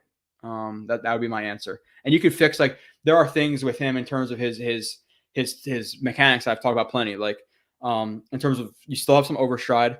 Instead of working off that instep of the back foot and coming over his toe, he tends to throw and his back foot twists back. And when your back foot's twisting back, now you're obviously not allowing your hips to come through, and your knee is typically locking out when you're doing that, which again is not allowing your hips to work over the top, and his throw become a lot of arm and upper body instead of really activating his full core through his hips, through his feet, through the turf into the ball. So ideally, conflict climbs, confidence in the pocket, and then stepping over those throws and not having an inner rotation and locking that knee out. That's what I would say as if I was a quarterback coach. No way Ridley's 25. He's like a 24-year-old rookie. Oh yeah, George. You're right. He's 27. Did I say he's 25 before? If that's, again, I'm going through chats quickly. I apologize, but I know I think he's 27. I'm pretty sure. I made a video, didn't post it, saying Drake London is not a fit for the Jets at all. Tall, good hands, fast, no separation. Dude, yeah. So the thing is with this is he's tall, good hands. He's not a burner. He's definitely not fast. No separation from DBs. I don't know. Like, he runs plenty good routes to not separate from the DBs, but like when you're running fade balls and verticals and you don't have top end speed and a lot of your catches are those vertical routes, yeah, he's not going to burn guys on verts, and guys are going to get into his hip a little bit, but he's still tall enough to make those tackle or those catches, and he can work over the middle. He has good releases. He has quicker feet than I expected. For a guy who's 6'5", he breaks well. Like, it's not like he's 6'5", plodding guy who can't move. He can move for 6'5". So, with that being said, one, he's bigger than Mims. He's wiry. He's more wiry than Mims. But Mims' problem isn't his football play. He was a good player at Baylor. He was a good player. I liked him a lot. And again, who the fuck am I? Marcus Coleman played 11 years in the NFL. He watched it. We broke down hours of film together. Hours. You can still go watch it. We were both ecstatic with the Mims pick. We loved his college film. We loved his upside. We loved a lot about him. Obviously with some questions, but Mims hasn't failed. Well, one, he hasn't failed yet, and two, it's more of a mental thing than a play thing. So it's not like, oh, you can compare London to Mims because of their physical, which they're not necessarily the same guy, but stay with me. If Mims had London's mentality, maybe Mims is the number one, number two right now. We're not even talking about drafting another receiver. Mims is, it's not because he's a bad player in college and the college kid was bad. It's not why he's not that good. Yeah, Ridley's 27. Yeah, I might have said earlier or younger before. Let's keep moving through these. Again, I'll do like 6, 7:30, 8, whatever. I'll start some if you guys want to call in. I want to get to some of my stuff too, but let me see. Oh, Evelyn, what's up, Evelyn? Read the questions out loud, please. I'm driving. Yeah, so I'll put them on the screen, assuming you guys are watching too. Sometimes. But I'm glad you're on your account now. Really glad to hear LDT's medical license issue resolved. Oh, good info, Yoshi. I didn't know that. Again, I'm not on social media like enough to know that. Like, I post my shit on Twitter and I'm pretty much out. The place is a cesspool. That's good. That's good. And there was a quotes from. There was a play. There was the, what is it called? What the hell am I thinking about? The interview. I think somebody from the Draft Network did it, and he was basically saying he liked the Jets culture. He wants to come back to the Jets, and should he be a lock as a guard, like as a starting guard? No, but do I think him being brought back and competing with a guy who's drafted in the second, third round is not a bad option? I don't. It gives you some flexibility. If you go into the draft with no LDT and no free agent because free agency didn't work out your way, you have to draft a guy in the first, second, third round, or first, second round. Let's say first, second round. You have LDT. If the board doesn't fall your way, okay, get a guy in the third, fourth, develop him behind LDT, and it's not the worst thing in the world. He's not a good starter. He's not even an average starter. He's a below average starter, but a below average starter is a lot different than what GVR was last year. Yo, what's up, us? Thoughts on Fowler being released, potential ad before free agency? Yeah, I would be down with Fowler. Again, you're kind of hedging your bets in terms of the draft. The draft's always going to fall your way. If you have Fowler, who is a decent rusher, and you put him opposite of Lawson, you're looking at a line of a decent Fowler, Q, JFM, Lawson, and then we'll see what happens with Foley and Rankins. We're talking about a very solid line still. This started at 4 Arizona time, which works perfectly, so I can listen while doing schoolwork. Shout out to the real Joey B. Appreciate that over Burrow. Which, by the way, the Super Bowl. The thing I will say about the Super Bowl is offensive line matters, huh? Like people were going crazy about the whole stuff. Listen, he can't throw to Jamar Chase when he's on his back. Am I wrong? Like 7 sacks allowed in that game, 70 on the season, the third most ever. He just hurt his MCL. And like to me, like even in that game, like Chase had that one big catch on the sideline and maybe another one or two. But would Chase have been a better there, or a really good offensive lineman to protect him and not get his shit rocked all game? Like weapons are great, but you gotta have time to throw to him. And the Bengals, they gotta address that offensive line. He got hurt, 7 sacks, 9 sacks in the divisional round.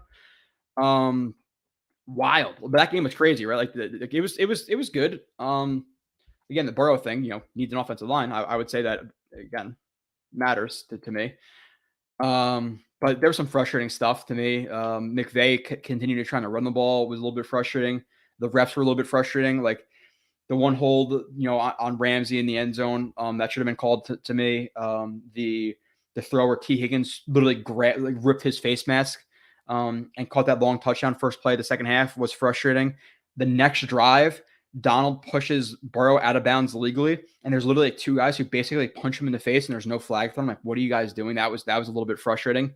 Cooper Kupp not running the ball out of before half. I mean, he's like 12 seconds left or whatever. He stays in bounds. Oh, no, not 12 seconds. Like 20, 30 seconds left. He just stays in bounds, and they have 1 timeout. I'm like, what are you doing, dude? But yeah, no, it was good. Oh, another stat for you. I wrote this down. The Rams had an 82% pass rush win rate versus the Bengals in the Super Bowl. The highest by any team in the entire season.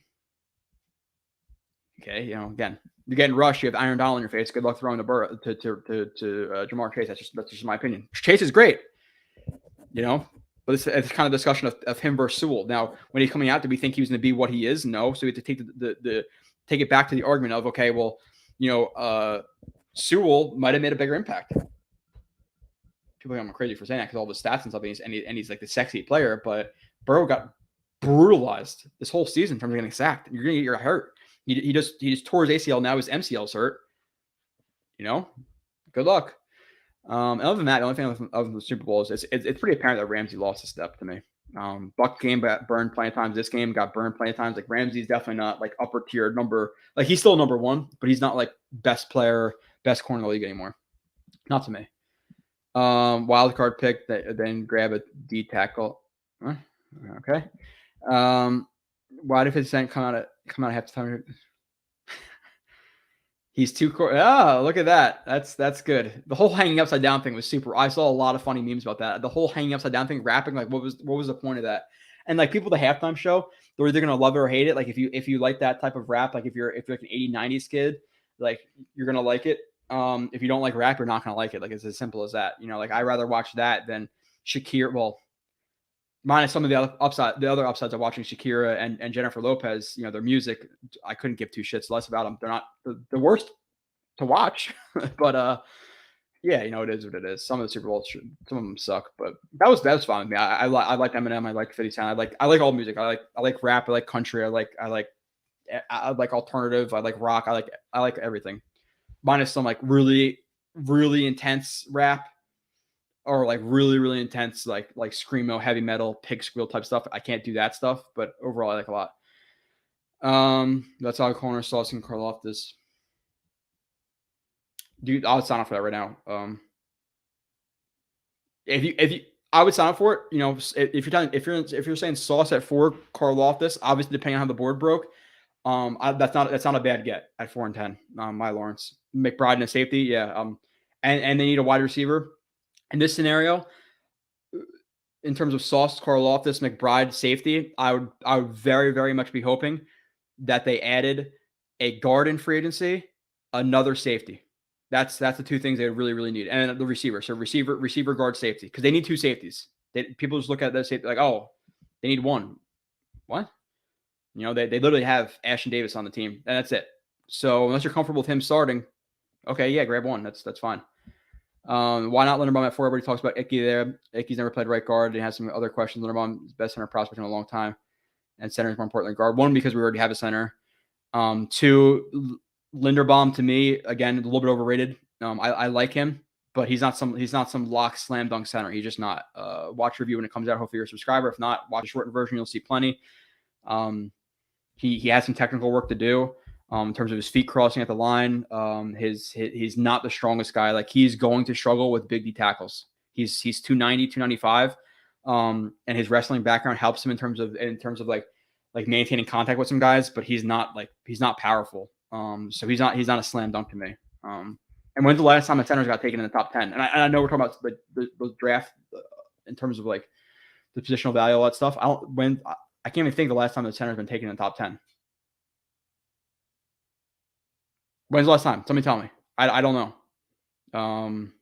The last highest one I can remember is Garrett Bradbury, and he was drafted like 14, right? Other than that, I can't think of the center in the top 10, at least since I've been watching closely. J-Man, 410 is going to be O-line, D-line. If they want Ickham at 4, then we'll get Johnson and Ojabo. That's, if I had to bet, J-Man, I'm on par with you. I'm on board. You look at Joe Douglas and his affinity with offensive line. They still have holes in offensive line. That's one. Two, there are some edge rushers who are going to fall there. And again, the staff, the defensive staff loves edge rushers. So you have a GM and a defensive staff who loves trenches both offensively and defensively. And based on how the board may fall, you might as the best players on the board may very well be offensive line, defensive line, which completely marries with their philosophy. So I think that's probably the case if I had to bet, but we'll see.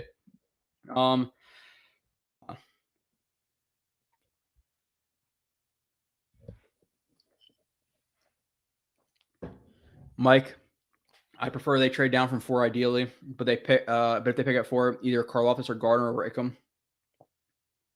If an edge cornerback is just an average player at $7 million, that's an efficient contract. Again, I would take Ickham over Karlaftis there because I think he may fall, and I think the guys in Johnson and Ojabo, which I have to watch him to see if he can actually be, if he can add some bulk and be a 4-3 guy in a couple of years. But I feel like they're going to be there where the guys that, well, then again, maybe we're talking about Kenyon Green. I wouldn't hate it. Let me keep moving on. J.E., I really think Christian Watson, George Pickens are the best receivers in this draft. I know people are really high on Pickens, but he had Pickens, but he had some injury problems, right, at Georgia. People were saying he would be in the top 3 of this draft, top 5 of this draft. Obviously, he didn't have those injury problems. So, and Watson, I have to say, again, the thing with the Senior Bowl is you guys have to be. Well, maybe I'm not telling you anything you don't know, but be very careful in terms of overvaluing pass rushers and receivers in the Senior Bowl. They're put in positions to absolutely thrive. Absolutely thrive in those situations. $7 million for right guard is a big risk. Yeah, but the cap's going to rise probably $15-20 million. You're looking at LDT being projected around $5-6 million a year. Is it really though? Is it really? I don't know. GVR is getting paid $3.5 million a year, so you're paying for 2 GVRs for a guy. It's a risk, but I would say an average to a little bit I would say an average guard in the NFL now is getting $7 million a year. Kenyon Green at 4. I haven't watched enough to know, but probably not. Just because, he can play all over the line too, right? I think he's more of an option at 10, Braden. And I want to watch because, again, people seem to be high on him at first, and now over time, he's not talked about at 10. But if he's a slam dunk guard prospect, and we're talking about taking him at 10, and kind of completing that offensive line, I'm down with it. Obviously, if his play warrants the pick, I'm okay with taking him there. I'm not sure about 4, but because I have not seen anybody projecting him there, let's see. UCLA tight end, yeah. I'm with a D, Doylich, Dirch or something like that. I saw him make some noise in the Senior Bowl. Set an over-under on the number pick of a first QB drafted. What's the draft order? All right, Jeff, we're playing some gambling games here. Let's go. Let's see. I forget exactly the draft order in the top 10.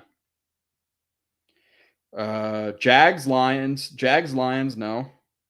Obviously. Texans, I don't think so, not there. Giants, no. Panthers,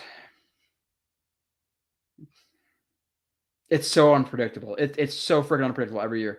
You're looking at Panthers 6, Falcons 8, Broncos 9, Commanders 11. Trade up from the Steelers from 20. Trade up from the Saints at 18. If I had to put an over-under on it, let's say 8. Let's say 8 at the Falcons. 8 or not. 8.5. Let's do 8.5 over-under. Quarterback taking. Because you have people who could be trading up, or you have the Panthers who can do it at 6. You have people who, if not the Falcons take it, maybe the Falcons trade down to 11, to 9, because teams are getting nervous about people are going to jump because the Broncos are sitting right there. Obviously, depending on, we don't know what's going to happen with Watson or whoever else. But do you think the Broncos are considering it? So let's say 8.5. 8.5. What's up, Christian? Is this the Christian who had Jamal Adams as a profile picture? I think he changed it to Brandon Marshall. I could be wrong. I'm pretty sure that's him. Brandon Marshall deserves it, though. He left on good terms. Xavier, what's good, bro? What are some of your favorite second-tier free agents? Like, yeah, no, that's I like that name. What's the name of the guard? Nani just did an article on a guard who he put some numbers up, who I've liked and never really thought about. Tart's a good one. He has familiarity with the system. I think Aluakon is a guy who has familiarity with the system who I wouldn't mind. You're not going to consider him second tier though, but Justin Reed's one of them. I would say Njoku is one of them. Again, I think he has really good physical upside, and I don't think he's been taken advantage of in Cleveland. They brought in Hooper. Okay, cool. Baker sucks. I like the physical upside to gamble on Njoku as a second tier guy. Receivers, I can't really think of any, but maybe second tier guy in DJ Chark. Like, those are some of the guys off the top of my head. And then Nania did the, what the hell? No, I'm trying to find it on jetxfactor.com. Nice little app I have here. It's very nice. But I don't know where it was. Oh, top 10 guards are between free agency and the draft, like options that Jets when he ranks them. Alex Kappa from the Bucks. Consistent guy. I'll read some of the stuff from the article. I don't know if it's free for everybody. Yeah, I think it is. But 3-year starter for the Bucks, 46 career starts, played 100% of the snaps, equaling 2,253. Not a penalty guy, ranked high at PFF, which again I'll watch for myself. 27, hitting his prime, good player. Like, people don't talk about him a lot, so maybe Alex Kappa. Moving on. Metcalf, yeah, I see that. I see that, Mikey. Correct me if I'm wrong, but why do they call Jets? People always go to base. People always go to the base. 4-2, 4-2, 5, 4-3, whatever. But I think people more rely on that to be like penetrating versus like two gapping fronts. Okay. Oh, sorry. Super chat. RJ MacPot 720. What is the Jets mock draft? What is the Jets mock draft this past Monday on Trent McDuffie, 10 at smokescreen, or their likable qualities? I don't know if it's a smokescreen. I trust DJ enough to be truthful with his stuff. Like, I want to watch though. That's why I put McDuffie in my votes on Twitter. Like, McDuffie or Stingley. I think McDuffie's probably going to win the next one of the next votes in doing him. So I'll see. I think he's one of the top 3 corners in the draft. I think you're looking at Stingley, McDuffie, and Sauce. And if you're concerned with Sauce's or with Stingley's injuries, okay, now we're talking about McDuffie as corner too, potentially for some teams. And then obviously we had the conversation. Andrew Booth enters, but people are hot and cold on Andrew Booth. Let's see. Moving on, I'm trying to find some stuff. It's called Draft Fever. Oh, Cobra Kai, Afram. Yeah, you're right. My bad. It's Cobra Kai. Yeah, got it. I don't know why you screw me up. Drafted Harden as a first player in fantasy, probably won't draft him again. Yeah, I wouldn't do that, Nathan. He when he wants to play, he's good. When he wants to be not fat, he's good. When he wants to not go to strip clubs and get drunk, he's good. But the problem is he likes to do that more than he likes basketball at times. Pisses me off. Jody, plan on it all depends on how the schedule my schedule breaks and how the schedule breaks. I know I plan on going to Green Bay for the Green Bay game. I try to go to every a stadium a year. Like I went to Carolina last year, went to Green Bay, went to Arizona, went to Buffalo, went to Indy. I've been to plenty of stadiums. I want to go to every single one. Green Bay is the next one, the one next year that I'll find a way to go to, as long as it's not on my week-long training that I have to do. And other than that, home games all depends on how schedule breaks. When I'm off, I go to games. The problem is for me to go to a game, I pretty much need 2 days off because if you work until 8 a.m. a midnight shift, you're not going to go to a game after that. You're going to be gassed. There's no way. So you need off the day before, and then the day after, if you're going to drink and have fun and be up all day, and you're going to get home at 6, 7 o'clock, you're going to go work a midnight shift after that. Probably not. So typically, if I can get off those 2 days, yeah, I will. Like I'll pretty much always find a way to be at the home opener. The first couple of games of the year. If they suck ass, am I going to take days off of work to go see them play the Buccaneers game was good, but the Buccaneers or the Bills at the end of the year, no. Talk to me about signing Gesicki from the Dolphins. Not a great blocker, but no. To me, the Jets want tight ends, both 1, 2, 3, who are versatile in both. He's basically a big slot receiver. That's how you look at him. He's not a tight end. Like you're talking about him versus let's say like a Drake London at 10 who could Drake London's probably better, a more physical blocker than Gesicki is. So you're looking at basically signing a receiver. So I'm not with that. No. Right. Okay. We're having some it's a BS Twitter account. I said, yeah, okay. Again. Yeah, I did this whole review already. It's just not out for you guys. That's the next review that's going to be out. Is Thibodeau. Not Chase Young, not Myles Garrett. Not one of those guys. But plenty of physical upside. Again, I kind of give him like an 8.5, 9 out of 10 physical upside. Needs plenty of technical work. The one thing I will say, and I said this to Kyle, and I did the review. I don't know how long ago. This is before all that buzz came out. He does have some plays he takes off. He does. I show it in the maybe I show in the review. I'm not sure, but it's 100% there. There are plays he takes off. He's blocked. He gives up sometimes. So he's not a massive slam dunk prospect, but he has enough flashes of technical upside. His physical upside is very good. He's powerful. He has good explosion. He has good bend, not great bend. Ankle's a little bit tight, but he still gets there. He can still corner. Would I take him at 4? Hell yes. Obviously, if there's shit coming out about him and his mental makeup and all this stuff, and the Jets aren't comfortable, okay, you can't take a guy who you're questioning in the top 5. But with that being said, his play on the field, he's worth a top 5 pick for sure. Let's see. I'm gonna keep moving on. Hawkins released. More people talking about off Sauce. If Sauce is that good and Icky or Thib off the board, trade down and game picks while selecting Sauce would be brilliant. Oh, yeah. You trade down like 6, 7, grab Sauce, and then whoever else at 10. Like, that's not bad. Huff ain't bad. Yeah, he's rotational at this point, though. Jets gang. One, he's had some injuries, and I don't think he's proven to be a slam dunk starting at the end. I don't think you can do worse with that, but no.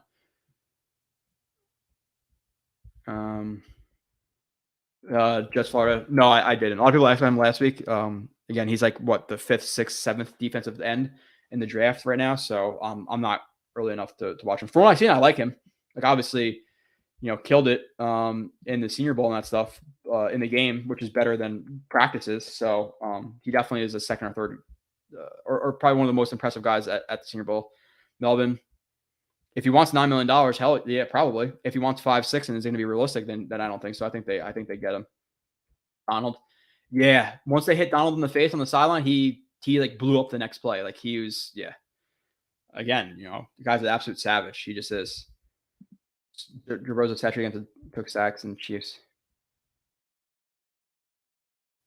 It's kind of hard when you have Von Miller, Leonard, you have Floyd and Donald rushing at you. It's not always easy to just escape. It's not like he's Lamar Jackson, it's gonna be tough. I was surprised that we didn't heal after the length of the halftime show. Yeah, it's always long. And I knew it too. Like I had to go to work that night. I wanted to catch some Z's before, and the halftime show was how long? 3. We need safeties. Yeah, that's for sure.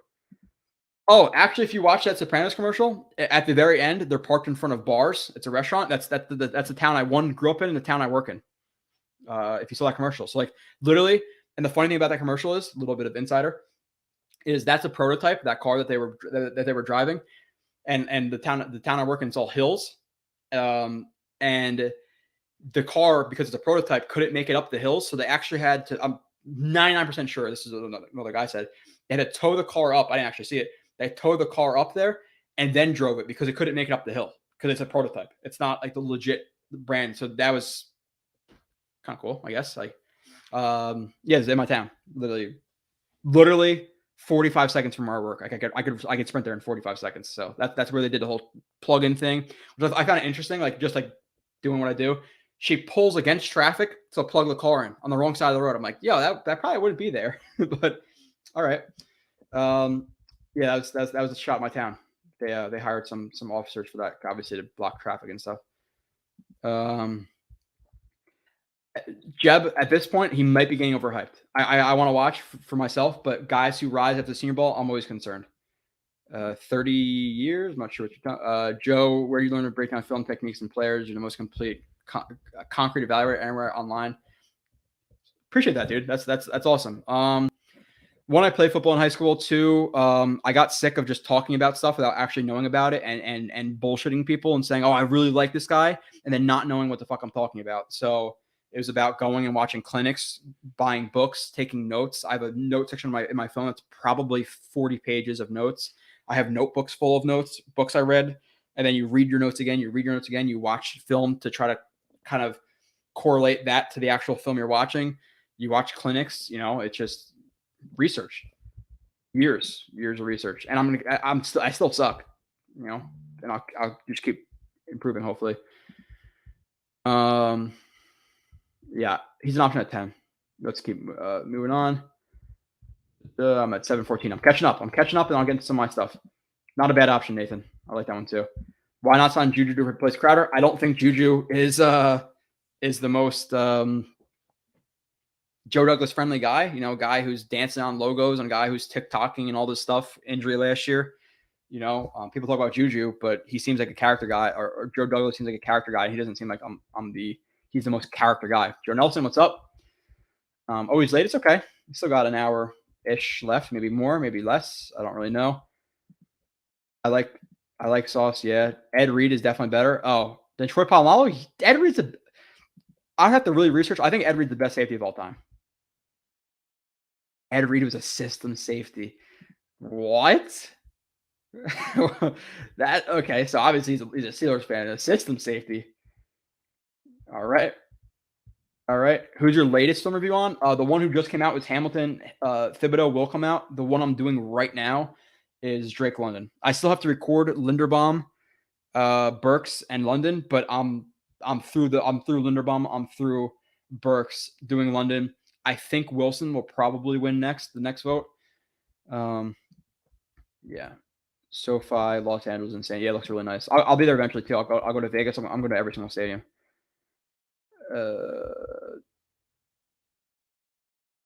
I haven't seen him projected that high. I've seen him like in the third round, 38. I don't think so. I haven't seen him there. I can see Jets taking, depending who's there. If they don't get an edge rusher and it's Carl Loftus, whoever else is there, I'm not too sure about that. You have any unrated? Not really, Joe. I think free agents receivers are typically overrated, so it's hard to be underrated. But I want a number one. I want that legit number one. Bring Barrios back. He's your 4 or 5. You bring in that number one, whether it be whoever, all the options we've been talking about. Then you draft the guy in the 3rd, 4th round. I think that's the better option. I want a legit number one in free agency or trade market. That's how I want to address receiver. Flash, Panama. What's the difference between equality between? No, it's a good way to think. Austin, I can't 100% answer because I have to watch these guys. But that's the best way to think. Like GMs just aren't just in the moment and oh my god, we have to take this guy now. Okay, exactly what you're saying. What's the difference between London at 10 and whoever, again, Dotson at 35 or 38? What's the difference between Jermaine Johnson at 10 versus Drake Jackson at 35. What's the difference between Kenyon Green at 10 and Zion Johnson at 35? Like it's a good way to think. And when you have the depth, that's kind of why I'm not down for receiver at 10. I think it's coaching staff. I think Ridley is already number one, to be completely honest. If he's got all together, he is. He is. Allen Robinson free agency. I'm down with it. He's not my first option. I want to watch and see how much of the decline was between his age and maybe him dropping off versus the system he's playing at quarterback. That's something that I can't answer yet. I used to live like 10 seconds for that article. Yeah, it's, so obviously where I work, like that's the town I work in. That's the town I grew up in. I just, I lived there my first 27 years of my life. Who do you pick at for Thib, Hutch, and Quanogron? It's sauce for me. I'm telling you right now, if they draft Neal at 4 or 10, I'm gonna be very disappointed. I do not like Neal at all, and he cannot play guard. Do not give me that bullshit. Do not.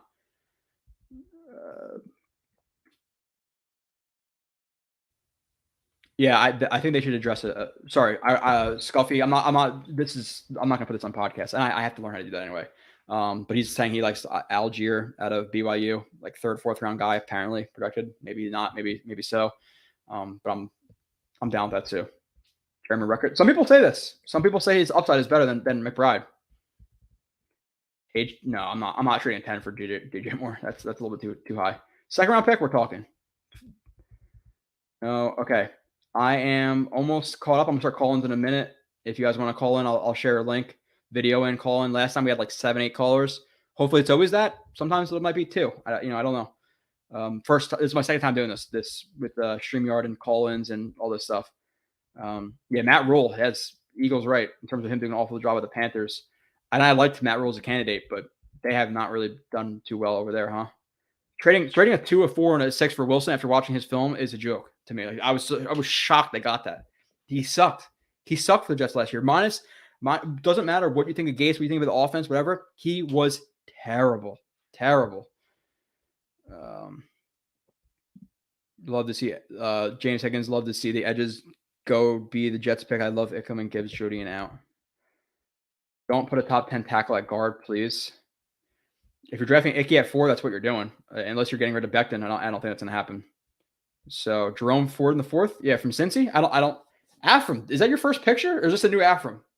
Because you were just a letter before. Now you have Klecko. Is that Let's see. I'm gonna go to my topics. In here, Jerome Ford. I wouldn't hate it in the 4th though. He again, want to watch him.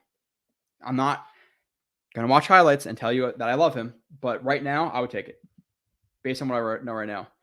I'm trying to think of other stuff. Oh, well, no, I'll wait for the film takes because Kyle wants to talk about the new film stuff that I've been putting out. I'll talk about it a little bit. Again, I kind of mentioned it with you guys. Burks to me, not worth the hype. He 2nd round, late 1st, cool. I'm down with it. Even early 20s because the draft isn't super top tier talented. You can convince me. Day taking him at 10, I'm gonna riot. Linderbaum, I'm cool with him. I don't think he's some slam dunk, top notch interior offensive lineman that's not gonna that there's no chance of him busting.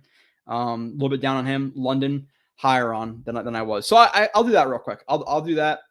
Then I'll talk about. Let me see my big board, which I'm not gonna say exactly who's on it where, but in terms of higher, lower, or at the consensus on these guys, Neal.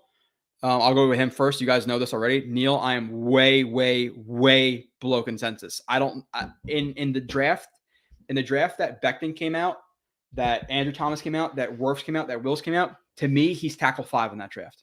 Tackle 5, and you're gonna take him at 4? No way. Absolutely not. With Neal. I see here. I'm not gonna pull up. I just sitting on my phone. Oh, Michael Ellis. I mean Darnold Wilson. Yeah, I meant Darnold in his last year was terrible for the Jets. Not Wilson. My bad. Which tackles in the draft can play both guard and tackle? People talk about Penning doing that, but like Penning's a really aggressive one, right? Like people were actually there. Like people fall in love with the aggressive plays, but apparently he was aggressive on some plays because he got his ass beat. So sweet, be aggressive, cool. Like I love that. But if you're getting beat, who gives a fuck if you're aggressive? So I think he's a little bit overhyped, but apparently he could. Yeah, after the change of picture. But I think you have a guy in Zion Johnson who could play over the line. Keon Green could play over the line. Icky who could play guard tackle. Past that, I can't really tell you because I don't really know. I know the guy. What is it, Kennard or whatever from Kentucky? They're saying he's a tackle who could play tackle and guard. Other than that, Snoopy, late show. What wide receiver do you like at 10 right now? I think I don't prefer a receiver at 10. I definitely don't. But if it is, it's gonna be London or Wilson. Burks, I'm completely out on at 10. LT Thibodeau is so rated. There were games where he did absolutely nothing. Check out the Utah game. I don't know if I watch the Utah game. Let's see. I can tell you what games I watched. Yeah, I watched USC, Iowa, UCLA, Utah. So I already watched that. Again, he's not Garrett. He's not one of these guys, but he's still worth the 4th overall pick to me, especially in this draft. Any comment on a good place to draft a D tackle? From 201 Lex to something. I don't know how to say that. A good place. 3rd, 4th round. They need a note. They need a not a D tackle. They need a run stuffing nose tackle. And I don't know the guys in the draft enough to be able to tell you who that is, especially if they don't get if they don't have Foley on the team. But I'm not drafting a nose tackle in the top, 50, 60 picks. So 3rd, 4th round. West Coast Jets. Why are you on Wednesday? So again, Kyle and I or Nani and I did a show every single Thursday at 6. But with the season ending, I ended the show with Nania, let him do his own thing, his offseason stuff. And then I ended the show every week, and I was just doing every other week with Kyle. But then I figured, we have enough people in here to go on Wednesday for me to bullshit with you guys for 2-3 hours with no concerns. And I made it a call-in show. So now you guys can call in. Now we can talk, and you guys literally run the show. If you guys, whatever you guys want me to do, film breakdown, show some film, do a mock draft. I'm doing whatever you guys want. That's just that is what Wednesday is. So it's going to go Wednesday, Thursday, Wednesday, Thursday. It's going to alternate. Thursday with Kyle. Wednesday is the best night in terms of my home life. So I'm doing it on Wednesday, 6 to 8. Okay. I'm going to move past the comments right now, and then I'll just do it. But yeah, I did him with Utah. But in terms of, the consensus thing, Neil way below. Burks, I'm going to say I'm below you guys. I can give you, let's see what I put for his weaknesses right here. I do my own list of strengths and weaknesses. I have obviously the strengths, but wrote the article. Let me see. Route running, schemed open more than he got open. A lot of free releases, uses size, strength over technique too often in terms of route running. Lacks consistent blocking effort, definitely shows up. Hand usage can clean up to defeat cornerback. Can be more forceful, sell dry phase better. Yeah, his dry phase, his shoulders come up really, really early. He's not getting on cornerback's toes. Needs a commit to stop, break, and pivot steps and routes, which I'll show you what they are in the review if you don't know. Didn't defeat press consistently. Didn't have to go against press consistently.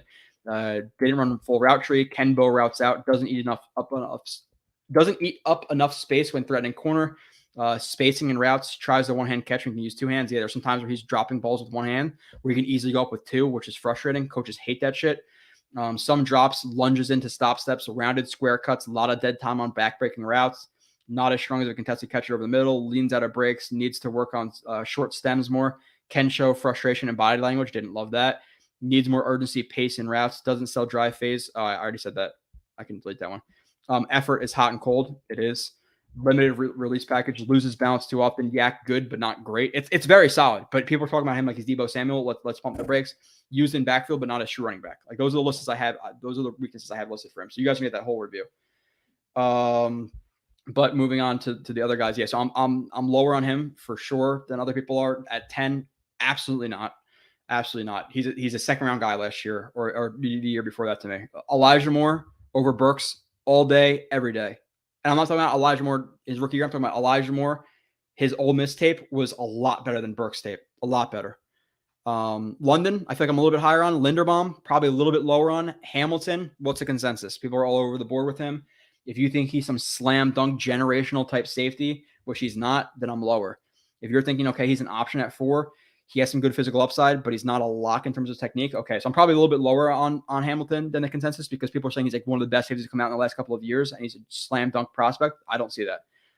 Jermaine Johnson, a little bit lower on, to be completely honest. If you're talking about him at 4, at 10 as a lock, I'm not there. A lot of technical work needs to go into his him rushing up the arc. A lot of times he rushes towards the tackle and just short strides and crosses over and just waits for a guy to fuck up. And it's not going to happen in the NFL. When he won a lot in against the Miami right tackle, the right tackle was showing some of the worst technique I've ever seen in my life. It's not going to happen in the NFL like that. He needs to be much more consistent and much more forceful. If he's going to rush up the arc, okay, rush up the arc. Don't give me that short shredding bullshit all the time. And there are plenty of times where he can win inside or win with a bull rush, where he either, one, doesn't take the bull rush, two, when he takes the bull rush, he's up high and he's not rolling up his hips up and through for like a direct angle up and through the guy to get to the quarterback. Plenty of times he can win inside. He doesn't take the inside, so he doesn't read tackle sets well. And he forces spins. I saw him force plenty of spins where a guy is outside leverage on him and he's trying to throw an outside spin because the guy started inside. He didn't read the tackle set. So he needs more work than people think he does. I don't give a shit if he won one-on-ones to Senior Bowl. I don't care. You know, you have 8, 9, 10 games to watch of college film. Senior Bowl, sure, rise of stock, great. You're in a position to thrive in the Senior Bowl. You have a two-way go on every single rep you're playing. Makes it a lot easier. Same thing for receivers versus corners. The quarterback 5-7-step drop, no pressure, great. They have a two-way go. In the NFL, does it work like that? No. Karlaftis, I'm going to say I'm higher on than the consensus. People are saying, oh, not an option at 10, bad player. Absolutely not. He's a good player. Sauce Gardner, higher than consensus. Aquanu, higher than consensus. And Thibodeau, I would say about with consensus. You know, I don't think he's some slam dunk. Chase Young type prospect, you know, Myles Garrett type prospect, but I think he's a very good rusher who deserves a top 5 pick, especially in this draft. Other drafts, maybe not. You know, if he's in a draft and you're looking at, you know, who was a quarterback in the draft with Quinnen Williams? If it's like Quinnen Williams, Nick Bosa, Josh Allen, Brian Burns, okay, we're probably gonna look at it a little bit differently that draft. You know, Quinnen Williams, better prospect than he was. I'm just talking about prospect. Don't pull your Monday morning quarterbacking shit. Quinnen Williams, better prospect. Bosa, better prospect. You know, Burns, not a better prospect, but you can make an argument because Burns has ridiculous athleticism. So he's more towards that than like slam dunk Bosa type stuff. So that's about it. I'll talk about it with Kyle too. Let me pull some more stuff. I'm going to share the link in a couple of seconds then, so I can drink my drinks. Let me just get through this. Okay, I'm down. I am. Okay, here I am. Why on Wednesday? Yeah, I talked about that again. Wednesday, Thursday. Always at 6. A little bit early for some people on the West Coast. It is what it is. I apologize. It's just how my schedule works. You nailed Burks and receivers worth being a top 10 pick in this year. Yeah, dude. Like, and Burks, he's way too hyped up because of YouTube highlights. That it is what it is. I don't get it in terms of watching him on a snap to snap basis. You're looking at a guy who's schemed open, who's a good yak guy, but that's a top 10 pick.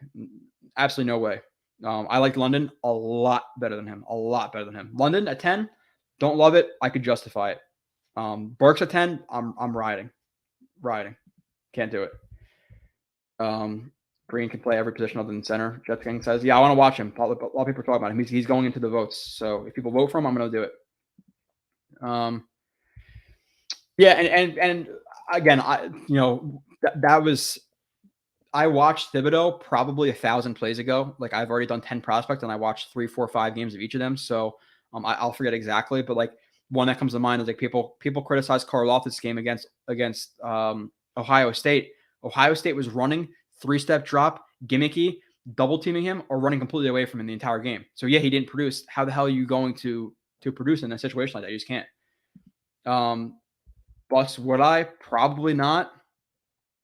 Assuming they use him like this year, like they did this year. Again, if they're going to 2-gap with him, cool. If they're not, if he's going to be a 3-tech single gap penetrator, no. Let's see. Yeah, raw. And if the concerns are legitimate, okay, I get it. But if he's there at 4, I'm running up to the board. He has too much physical upside to not take him. And you pair him next to Lawson, NQ, and JFM, you're looking at what could be easily a top 3 defensive line, legitimately, like really, really good. Hello from, where is this? Belarus? Mario Todi? I have no idea. I'm not, I guess, culture enough to know where Belarus is. I'm going to guess Portugal. Am I right? I'm guessing. We do need a true number one quarter, yeah. Yeah, we do, 100%. Belarus. I don't know where that is. Who's in? Tell me where Belarus is. I'd love to see what you do in a mock draft. All your opinions, though. I'll do a mock draft. I'm not gonna do it now. I'm not gonna do it tonight. If you guys want to do it, like the next time I do a Wednesday show, I'll do a mock draft. Like I'll pull up PFN or something like that and just talk what my thought process is, and I talk about some of the guys as they pass. As you get to the second, third, fourth, fifth round, it's gonna be more opinion and just looking at the position than actual like, oh, I know this guy.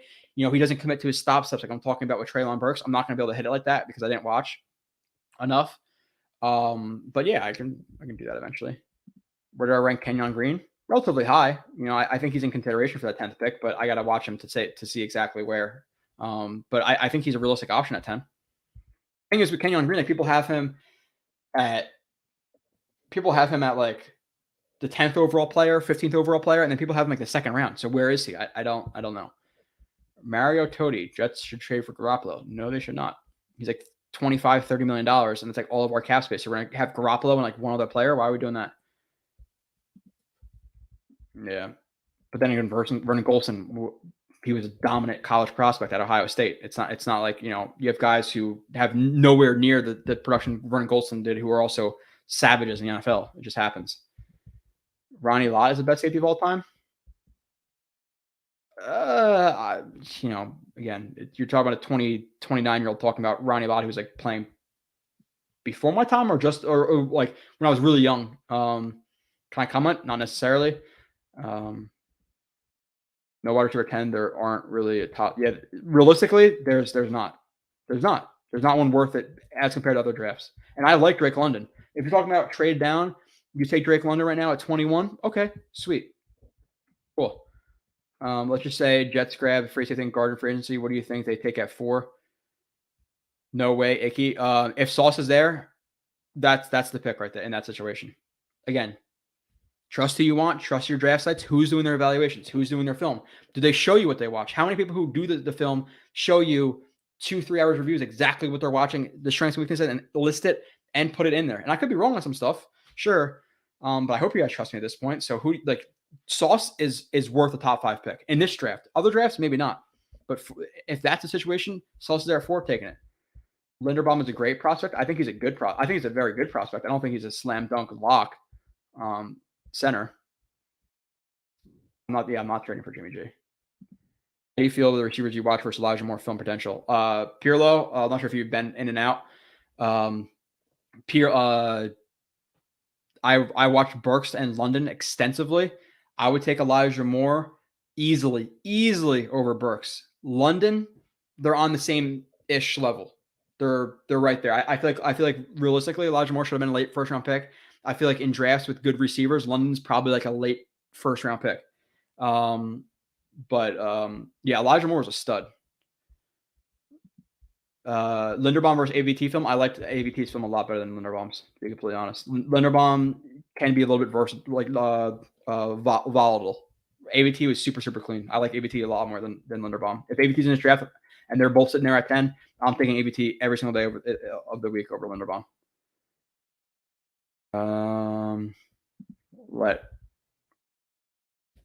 Not bad option to replace him. Let's keep moving down. Kyler was in the 19 QB class. Was that? And Q was in 18, right? I always forget that shit. I just the past couple, I just forget shit. We had Wilson. I'm literally forgetting the year before that. Wilson, and then what is happening? First round pick before that was, I don't even remember right now. That is wild. That happens when you talk for 2 hours and you're talking to a bunch of people and you're gonna forget stuff in the time. What the actual fuck? I forget. I don't know. I can't. You sit me down when I'm not doing the show. I'll do the draft classes since 2007. Right now, I can't do it. 17 Adams, right? Darnold 18, 19 was Q, right? 19 Q. Oh, 20. Okay, Becton. Okay, Jesus. Yeah, see? Brain fart. Yeah. So let me see. Allen, Blewett mock draft. Allen Robin lost his explosiveness. Again, did he? Or are we hearing that? Did you watch that? Or did you hear that? I'm not calling you out at all, Jay. You might have watched that and seen that, but I don't know. A Blewett mock draft. Yeah, I'll do it. Sure. Not now. I'll do it eventually. Or I'll do a couple during these shows. I'm talking to myself for 3 hours. I'll do a mock draft. It's not a bad draft, Mateus. There's something else. There's something else. Like there's other things I'd rather have happen than Gardner at 4 and Linderbaum at 10 most likely. But it's not. I wouldn't sign it. Oh, it's between Poland and Russia. I was way off. I was way off. Jody said this is from West Coast Jets. Jody said he was going to be in all trades before the offseason. Yeah, I talked about it a lot. Trade for number 1 receiver before the draft. Cool with it. Oh, good to see you in the chat. I love your incident film breakdown. Mike, appreciate that. Definitely appreciate that. That's the most important thing. Sounds great. I'll be there. Mock drafts. Yeah, they're okay. They're it is what it is. They're fun. They're fun to do. But yeah, one of those times on a Wednesday, I'll throw out a mock draft and we can talk about it. I don't know if I would just like do my pick or like take input from you guys. I mean, I'm just gonna do mine. I'm just gonna do mine, right? If that Joe requested, he said, or Mike said just my insight on it. Okay, so I'll do that. I love the Giants as much as my wife because both suck. Okay. Afram, did you know this or did you Google this? If you know this on the top of your head that Belarus is east of Poland and north of Ukraine, you're either just really freaking smart, you're good, you know a lot about maps, or you're a goddamn liar. Either one. Choose one. Moving on. I'm gonna share the. I'll share the link now to make. Let's see. Topic clip. I have until like 9, maybe. Like talking for 3 hours is easy, especially when you have you guys. You have 100 and some people in here, and you have callers. Maybe it's cool. So call in again. I don't really give a shit what you say. Talked about anything. I'll have a prank call eventually. It's gonna happen, but hopefully people are mature enough not to. I haven't seen it in a while. When I used to do Get Nation Radio, used to have that, but like some guy would call in and like say the most random shit and says, I'm like, oh, I'm gonna fuck your mother. It's like, okay, all right, cool, bro. I'm glad you graduated high school, a year ago. Browns get picked up by Buffalo, I bet you. Why? Based on what? Yeah. Sorry, I know it was Q. I had to work through it in my head. I couldn't go backwards. I had to go forwards for some reason. I'm sorry. Acton, yep. You know what? A player I really wanted was when they took. Was that the Calvin Pryor draft when it bet Brandon Cooks? I liked Brandon Cooks. Was it Oregon or Oregon State? I really liked him, and it took Pryor, and I was very disappointed. Even though the problem with Pryor is I tend to my favorite player of all time, Jets, non-Jets, whatever, is Brian Dawkins. Love him. Absolutely love Brian Dawkins. So when I see a hard-hitting safety get drafted, I'm going to fall in love with him. But I was still disappointed back then. Yes. I know. I trust you, but I'm keeping tabs on your thoughts on what happens to these guys down the road. Sure, Mike. That's cool. Like, am I going to be right on everybody? I'm not right on everybody. There's not one person is. Listen, you have scouts who are getting paid in the NFL. You have GMs who are getting paid in the NFL millions and millions of dollars, and their draft hit rate, even in the first round, is at best 50%. At best in the first round. Obviously, the higher you lower, whatever, you have a little bit of differences. But if I'm 50%, I'm cool with that. I've been wrong. I can completely admit that. But I've been right on guys like Bless Austin and whoever else. Fant, I was right on. Jared Davis, concerned about that. But I've been wrong about plenty of guys. I'm trying to think like a guy who kind of busted. Rashawn Gary, didn't like him. He's playing pretty well with the Packers. I'm trying to think who else is a big one off the top of my head. Yeah, Gary, I didn't love. I was right on Farrell. I don't get the hell why he was a top 5 pick. I've even talked about in the first round. I did not like him at all. Right on that one. There's some players. There's definitely players I've missed on. I'm just trying to think about who, like really big ones who I was really, really against. I don't know. I'll come back to you with that, but I can admit that I'll be wrong. And like the thing is like development too. Like, what are you watching? You're watching what they are now versus who develops them. If you look at a guy like what's his name I'm talking about? Jesus Christ. So many freaking names in my head. The receiver, Burks. If you're talking about Burks, I'm saying right now he's raw with a really big physical upside. So if he gets drafted, let's just say for whatever reason, the Jaguars, and they don't develop him right, okay, then he could be a bust. But if he goes to the Packers and the Packers develop him right, and he hits, was I wrong in my evaluation, or does where he goes matter? That 100% matters. Let's be realistic. Like, did the Jets surround Sam Darnold the best way they could to make him a productive quarterback? Hell no. Look at Mac Jones' situation versus Zach Wilson this year, who was in a better situation, who had a better coach. So you could be right on an evaluation, but just not hit in the right spot where they're supposed to go. Nick's Integra, to be completely honest, he is much more of an athlete than Sherman. Much, much more of an athlete. The fluidity he has for moving at 6'3" is a different ballgame. Mindset, maybe. He barks definitely like Sherman. But yeah, Linderbaum needs to add some weight. I see somebody. Oh, there we go. Afram, my guy, 2 times in a row.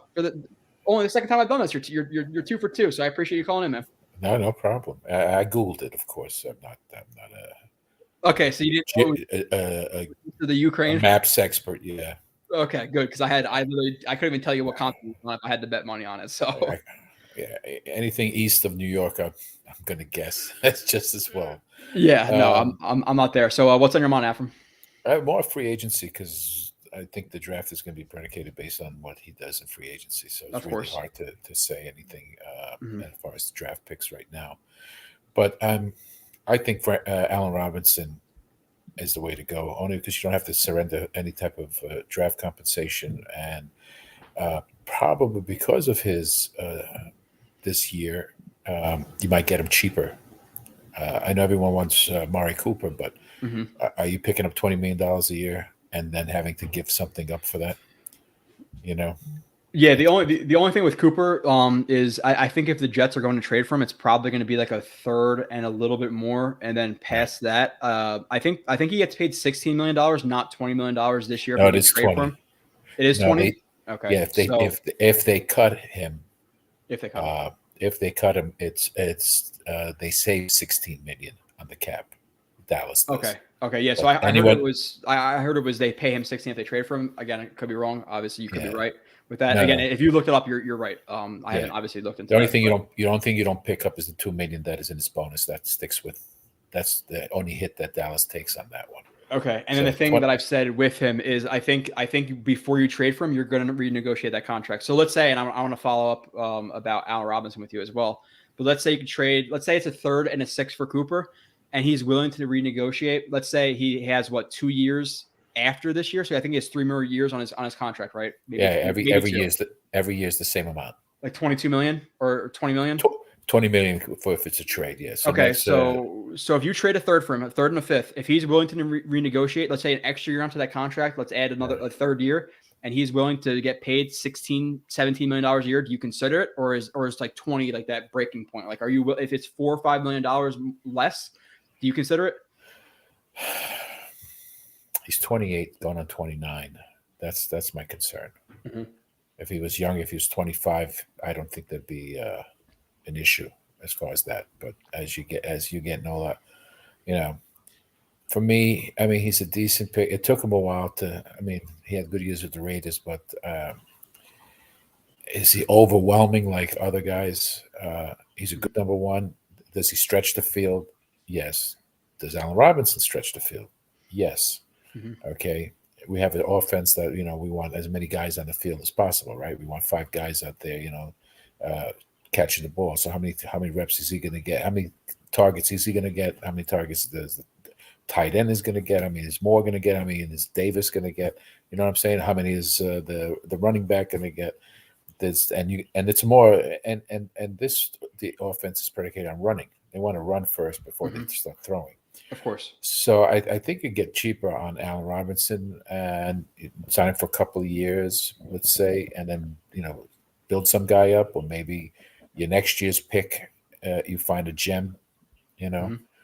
But okay, so hard line in the sand right now. So you don't, with knowing what you know right now, Allen Robinson, he's approaching you.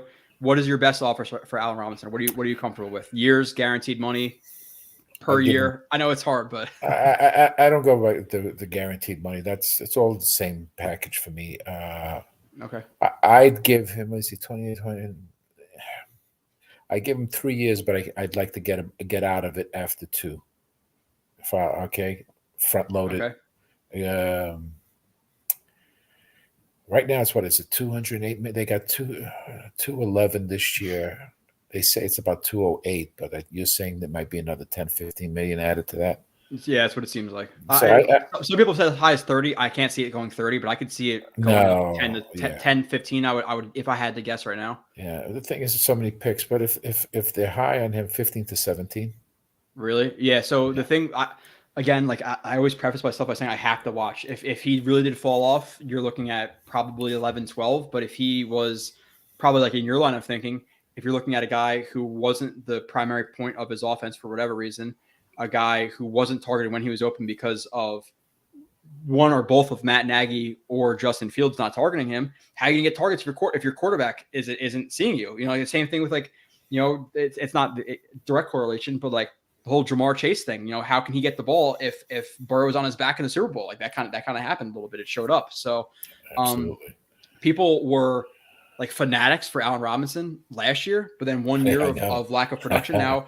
But the thing you have to consider with Robinson and with Cooper, it trickles into both conversations with both those guys is they're both, 28, 27, 28, maybe 28 going on 29, I believe. But both of those guys were drafted like 19, 20 years old. So it's not like a 22-year-old getting drafted. You paid 5 years. Like they have a lot of miles on those tires. So are they going to be productive year 2, 3 of that contract when the Jets are looking to compete?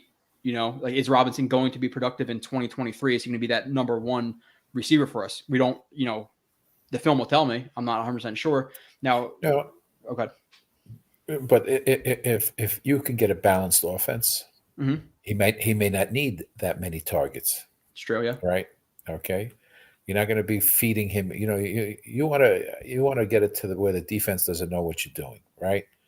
So you're gonna spray that ball all over the place, and it's not like you're gonna be throwing 40 times a game. You're hoping that your defense basically you want to control. To me, I want to control the clock. I want my offense on the field a lot more than the defense.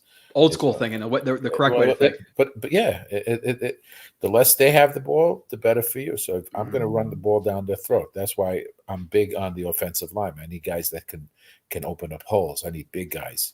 And then once you do that, then you play action pass works like a gem because the kid can throw.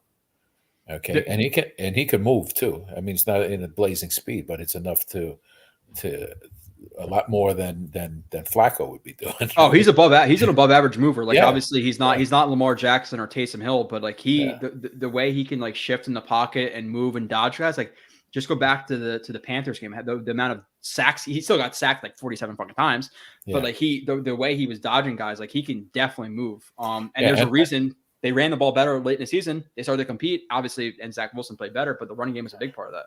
Yeah, and plus I don't want my quarterback to be running all the time. I don't need him to be taking hits the last second and every time. You know, he's still you want a protected quarterback.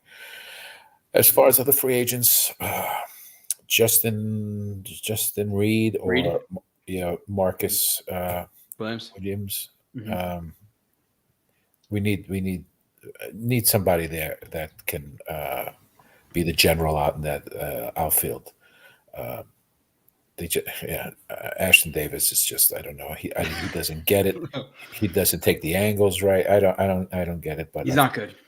Yeah, but unfortunately, last year was one of those years. You just kept losing people. There was no choice but to play these guys. You know, everyone wants to blame the Albrecht, but look what we had out there. Let's be honest. It was just, guys. We lost so many guys early, and they just couldn't do anything. There's so much you can do, on defense when you just don't have any talent whatsoever. So my big thing is to see what they do in free agency as the wide receiver. I think they do wide receiver in the free agency. I don't think they maybe later on. I don't think Schultz is going to be available. I think he gets tagged, and I think they get it in the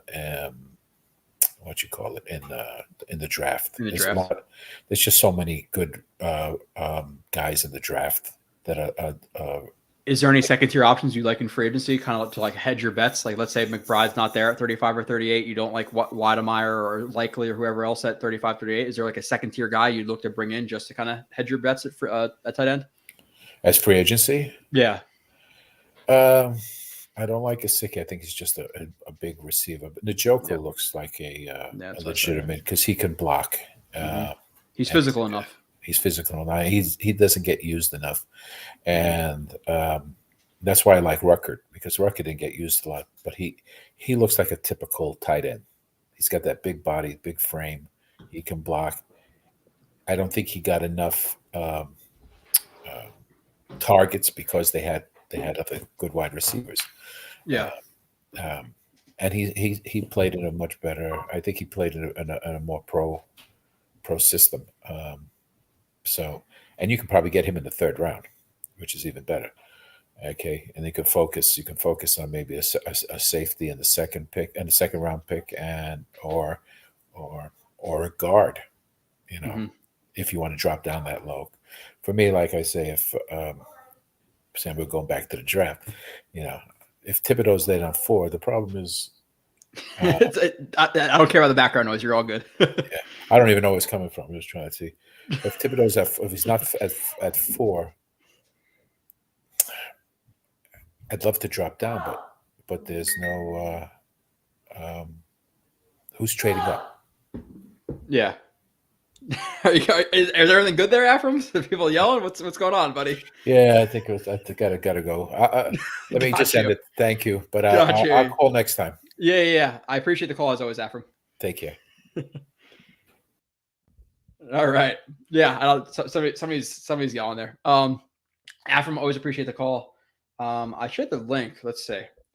Are we gonna pull a fast one, fellas? Last time 7, this time 1. Hey, I might have to do a mock draft. Unless I see, hold on, let me see something real quick. I'm gonna hit the chat a little bit too. I see you guys in there. It was nice though. Afram's talking. I could drink my drinks. It's nice. Again, that's the hardest part. I was pretty sure I heard my wife come home and creaks in the house, and she's not home. It's should I be concerned? If you guys see somebody behind me, let me know. I do have an AR in this room, so I just have to get to my closet right there. But hopefully I can beat him to it. Prospects reviews we posted. So again, I already have all these guys done. The problem we were having is we have it when we post other sites, we're connected like Bleacher Report. They also post our stuff or some of our stuff. The link wasn't there. So we're losing like thousands of views on post. So we held a lot of them back, and that's why it was really delayed. But they should be coming out every other couple of days.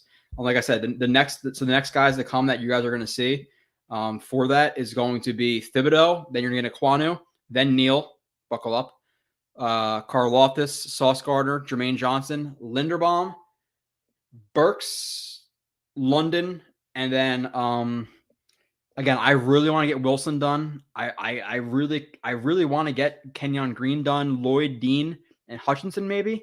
Maybe I avoid McDuffie, Stingley, Ojabo type guys, Andrew Booth, but Olave, yeah, I don't know. I want to do the linebackers. I want to do Wilson at the minimum. I want those 3 guys and Hutchinson. So those are 4. Stingley, I don't love the threat of injuries. I can't do it. You should know where Belaris is. We got the best woman in the world. Maybe I'll visit. Me and my wife are doing well in our careers, and I plan on traveling 2-3 times a year. And when I retire, I'm gonna be gone like 3-4 months out of the year. I am. You guys we'll stream when I'm 60. Well, I'll be retired at 51. We'll be streaming from Belaris in 30 years. But maybe I'll stop by. You never know, Mario. I'll let you know if I ever stop by Belaris. You'll treat me to a beer. I'll treat you to a beer. How about that? You told me where it is. I'll treat you to a beer. If we draft O-line and wide receiver in the first, is there an edge in the second round you'd like? I know there's Cam Thomas. I know there's Drake Jackson. I know there's who's the big MFer? Is it Walker? Is that his name? I know there are options there, but the thing with edge to me in the second, like if you're going to address edge, it's excuse my French, but it's one of those positions that you go balls deep with in terms of like those edge is drafted so highly. If you're worth being like a starting legit edge, you're going to be drafted in the first round. So if they're falling to the second round, why? Big question. I don't know. Like, would I, if you miss out and you want to get a guy who can maybe be, a guy who could be an 8 to 10 sack guy, at a ceiling, 12 sacks. Okay. Like, I'm down with it. But if I'm addressing edge, it's balls deep. Same thing in free agency. I was going to ask Afram, but something was happening. But like receiver too. Like, I want to address that in free agency to not go into the draft needing that guy for Wilson. I want to hit free agency hard with offense because it gives you flexibility in the draft. If you draft more offense, fucking awesome. If you don't, okay, it is what it is. You have those guys, but I can't go into the draft needing a guard, needing a receiver, needing a tight end. You need at least 2 of those 3 to me to be addressed, whether it be guard and tight end, guard and receiver, tight end and receiver, or tight end and receiver, whatever it is. You cannot go into the draft needing to surround Zach Wilson with talent because then what does that do? That puts you in a position where you're reaching because you need to help Zach Wilson instead of taking BPA and giving yourself that flexibility. Can't do it to me. So and maybe again, it's because of the bias of what the Bills did a couple of years ago with adding Stephon Diggs for Josh Allen. Add that player for Zach Wilson. Get him. Godwin, Cooper. I know Afram wasn't the biggest fan, but again, if you can renegotiate his contract down to $16 million a year, I still think he's a lower tier 1. I think $16 million for a lower tier 1 is not bad. And again, I always bring this up. If Cooper can get $17 million from the Jets, is that worth it when you consider that the Pats paid Nelson Aguilar $12.5 million? Like, come on. Like, it's a low tier 1 money. It is. So is he worth it? Allen Robinson, Chris Godwin. Do they trade for Ridley? Do they trade for Metcalf? Like, they need to hit that number, that legit starting receiver in free agency. That's my number one want. Number one. Past that, you need a tight end. I don't think it's going to be Schultz.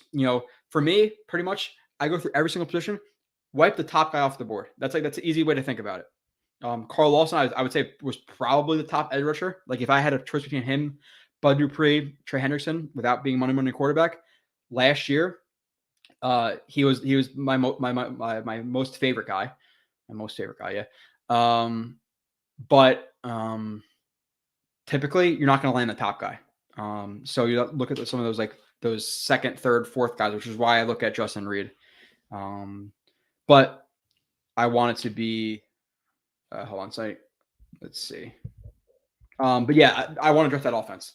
2 out of those 3 positions, safety. They cannot go into the draft with 2 massive holes at safety. Because then what do you have to do? You have to draft a guy in the second, third round. If Ashton Davis is a starting safety next year, we have problems. So maybe even if it's not Justin Reed, even if it's not, Marcus Williams or whoever, Bates is going to get tagged, in my opinion. Again, a lot of these options you're seeing are going to be re-signed or tagged. It's going to happen. There might be a guy out there in frickin', I don't know, Tennessee who's clamoring over in fully Fatukasi and we sign him. Like it's going to happen. So some of these guys are looking at. So, but yeah, I'd say tight end, receiver, O-line, 1, 2 of the 3, and then safety because they need somebody there. I'll get to the chat in a little bit. Do have a caller, just a caller, Joey Mascaro. I think you called in last time from Arizona. Am I correct? Yeah, you're right. I'm just going without the picture this time to make sure my camera doesn't turn off on you and I lose you again. Nope, it's all good, Joey. What's on your mind, man? Nothing. Just love talking Jets, man. So little people in Arizona who I can with, so not gonna waste an opportunity. I would have called them sooner, but I was doing schoolwork. Yeah, no, I know. 8:00 is a little bit early. I know what in Arizona is it 5:11 or 6:11? It's 6 right now. You guys screw me up because you guys don't do daylight savings time, right? Like that always. No, we don't. Everybody else goes up an hour, so yeah. It's the worst for me though because I get used to waking up at Jets game starting at 10 here, so like I'll just get out of bed and I'll wake up and watch the Jets. But when it's at 11, I get so used to waking up at 10, like oh man, now I gotta wait an hour to watch the Jets get smoked by 20. I feel like that sucks to watch the Jets that early because like you can't even yeah, you could start drinking that early, but a claw or a fat tire, whatever you drink, is a lot easier to digest at 12 o'clock than it is at 9 a.m. So I kind of feel bad for you there. Again, I don't know if you're a drinker, but like that kind of does suck. It's always that early. Yeah, no, I get it. The most part is that just first half. By the time the first half rolls around, it gets to like 11:30. Noon around here, so by halftime you're good to go, and Yeah, that's usually the time where you drink to forget. So with these Jets, hopefully not in the future. Hopefully, like I saw hopefully. people talking on Twitter. I think the floor for this year, and I'll ask you this, and I want to ask you another question after that. Well, like, what's the floor you feel? Not like your ideal situation for the Jets. Our ideal situation is 11-6. We're in the playoffs, whatever. But what's your floor to feel comfortable with the future of this team in terms of wins next year? That's it. It depends. Are we riddled by injuries, or are we in a fictitious world where we're completely healthy? We're relative. We're at average. We somehow the Jets aren't the most injured team in the last 3 years, like they've been for years now. We are average injuries. If we're at average, I mean, I'd say 7, but that's with the caveat of like if it's 7 and we dropped like 2 or 3 close ones to teams that we probably shouldn't, we should not have beaten. Mm-hmm. So if we're at 7 wins, but like if the ball bounces a certain way, we're at 9 wins. Like if it's 7 and like everybody's injured, or if it's 7 and Zach Wilson had a terrible season, then I'd be a little more upset. Oh yeah, for sure. But then again, if we're at 5 wins and everybody gets hurt again, but Zach Wilson's top 5 in passing yards, I mean, it's not ideal, but no, it honestly is like a really good way to look at it, and it's obviously like kudos to you for prefacing like your comment there, because injuries do matter. Obviously, how they win those games matters, because I'd rather take 7-10 with Zach Wilson absolutely balling out than Zach Wilson sucking and everybody else playing really well and us winning 10 games. Like the quarterback matters a lot more than obviously the other people on the team. So that's a good perspective. But I would say the number is perfect. Like 7 wins is my floor. Like you can't I get, 1 year we have 2 wins, next year 4, the next year 6. Like they need to be in that graphic in December. I can't be in the hunt, as Nanio would say. The hunt. That's all we want. Like last year, and I thought it was gonna be a little bit better than it was. I didn't think we're gonna have as many blowouts as we did. But last year you have the game you lose in Carolina. The offensive line is brutal, and then you have back-to-back games of. I'm pretty sure week 2 and 3 was the 4-pick game against New England, and then the Broncos. I'm already like fucking dejected. I'm like, what are we doing here? Obviously they improved later in the year, but yeah, I need to be in that hunt because I can't handle. And I'm sure Jets fans can't handle us being out of the race in September, October. It is absolutely brutal. So, 7-8 wins is the floor for me. I think the Jets can legitimately be an 8-9 ceiling 10-win team. I really do think they can make that improvement, especially with guys coming back. But with that being said, kind of hit on free agency with Afram, and I'll ask you this question. I'm not sure if we hit on this last week again. I forget. But top 3 wants, needs, hits in free agency, position groups. Do you want that big receiver? Do you want an offensive lineman? Do you want a DN? Do you want a linebacker? Where do you stand with free agency? Because we talk about the draft a lot right now, and we need this, we need that. We're trying to fill all these holes. But let's be realistic. With free agency coming, a lot of these holes are going to be filled, and then we're going to have a much more of a finer point, focus in the draft. So what are your major wants in free agency? I don't know if I'm in the minority when I say this, but I think that because I know I'm fully on the train of get Zach Wilson anything he needs and everything he needs. But I feel like in free agency, the thing that could help the defense the most right away is just getting a veteran next to CJ Mosley. And I know we spent the 3 picks or whatever the picks were last year on drafting those young linebackers, but I think if Mosley has somebody he can rely on and somebody who can help the defense and the young guys get acclimated to the system more, then I think the defense as a whole would run a lot smoother if we had a veteran. And I know Joe Douglas has kind of gone with younger guys with upside, like with Jarrett Davis this year. But I think at least for linebacker, for me, it's just if you want to go for a 1-year Band-Aid with a veteran, that helps build the foundation of what the defense should run as. we went young with corner. It's clear that Joe Douglas is always going to build up the pass rush a lot, but I think that linebacker is just too important to just kind of say, hey guys, go, test them by fire in that regard. Well, especially with 5th and 6th round picks, yeah. Yeah, and both of them got injured this year, so we didn't get a good look at them either. That, and they're not true linebackers. They're committing from they're converting from safety. It's a large leap to make. Like, people are down on Hamza, but you're looking at a raw safety committing or converting to linebacker. It's going to take some years. Like, you have to look at prospects. Like, are they coming out as well-rounded, kind of at their ceiling type prospects, or are they Hamzas where they're super raw? Like, same thing with Davis. Davis was very, very raw, but he hasn't improved on his rawness, and that's the problem. But, like, there are guys who are much more ready for the NFL versus, again, guys like Treylon Burks for me, who is much more raw, but his ceiling is maybe an AJ Brown type player. But to make that leap and say he's going to be that, to take him at 10 is a massive leap to take. But that's kind of what happened with linebacker. Okay, so you have linebacker as one of the three. What are your other two? Definitely you got to do whatever we can to get Zach a receiver. Okay. I'm completely with you when you say that the receivers in this draft are underwhelming compared to the classes of the years past. And so it wouldn't sit well with me if we took a receiver early because, we need a receiver, so we might as well get someone that doesn't really fit the grade. And that's something I think we've seen from this regime, that the Joe Douglas is more than willing to take best player available if the player fits a need. But if he doesn't like what he sees, I could see a world where if the Jets really are hell-bent on going receiver in the draft, we trade back, hypothetically, we trade back from 10. Don't know who trades up, don't know what they would want, but just if you're going to go for something like that, if you want a receiver, he did it with Mims. You trade back, and if your receiver's there, you take one. But I also hope that, if we just get a veteran, I think this receiving core is a lot better than people think it is. Like, we'll have a healthy Corey Davis. Elijah Moore looked like a superstar before he got hurt. Mm-hmm. If Braxton Berrios comes back, great. If he doesn't, he was an average at receiver, but he's a great returner. So I'll miss him returning. But yep. So I'd feel better about the offense if we sign a receiver. Mm-hmm. And the same thing with tight end. Tight end is super important. LaFleur wants the 2 tight ends.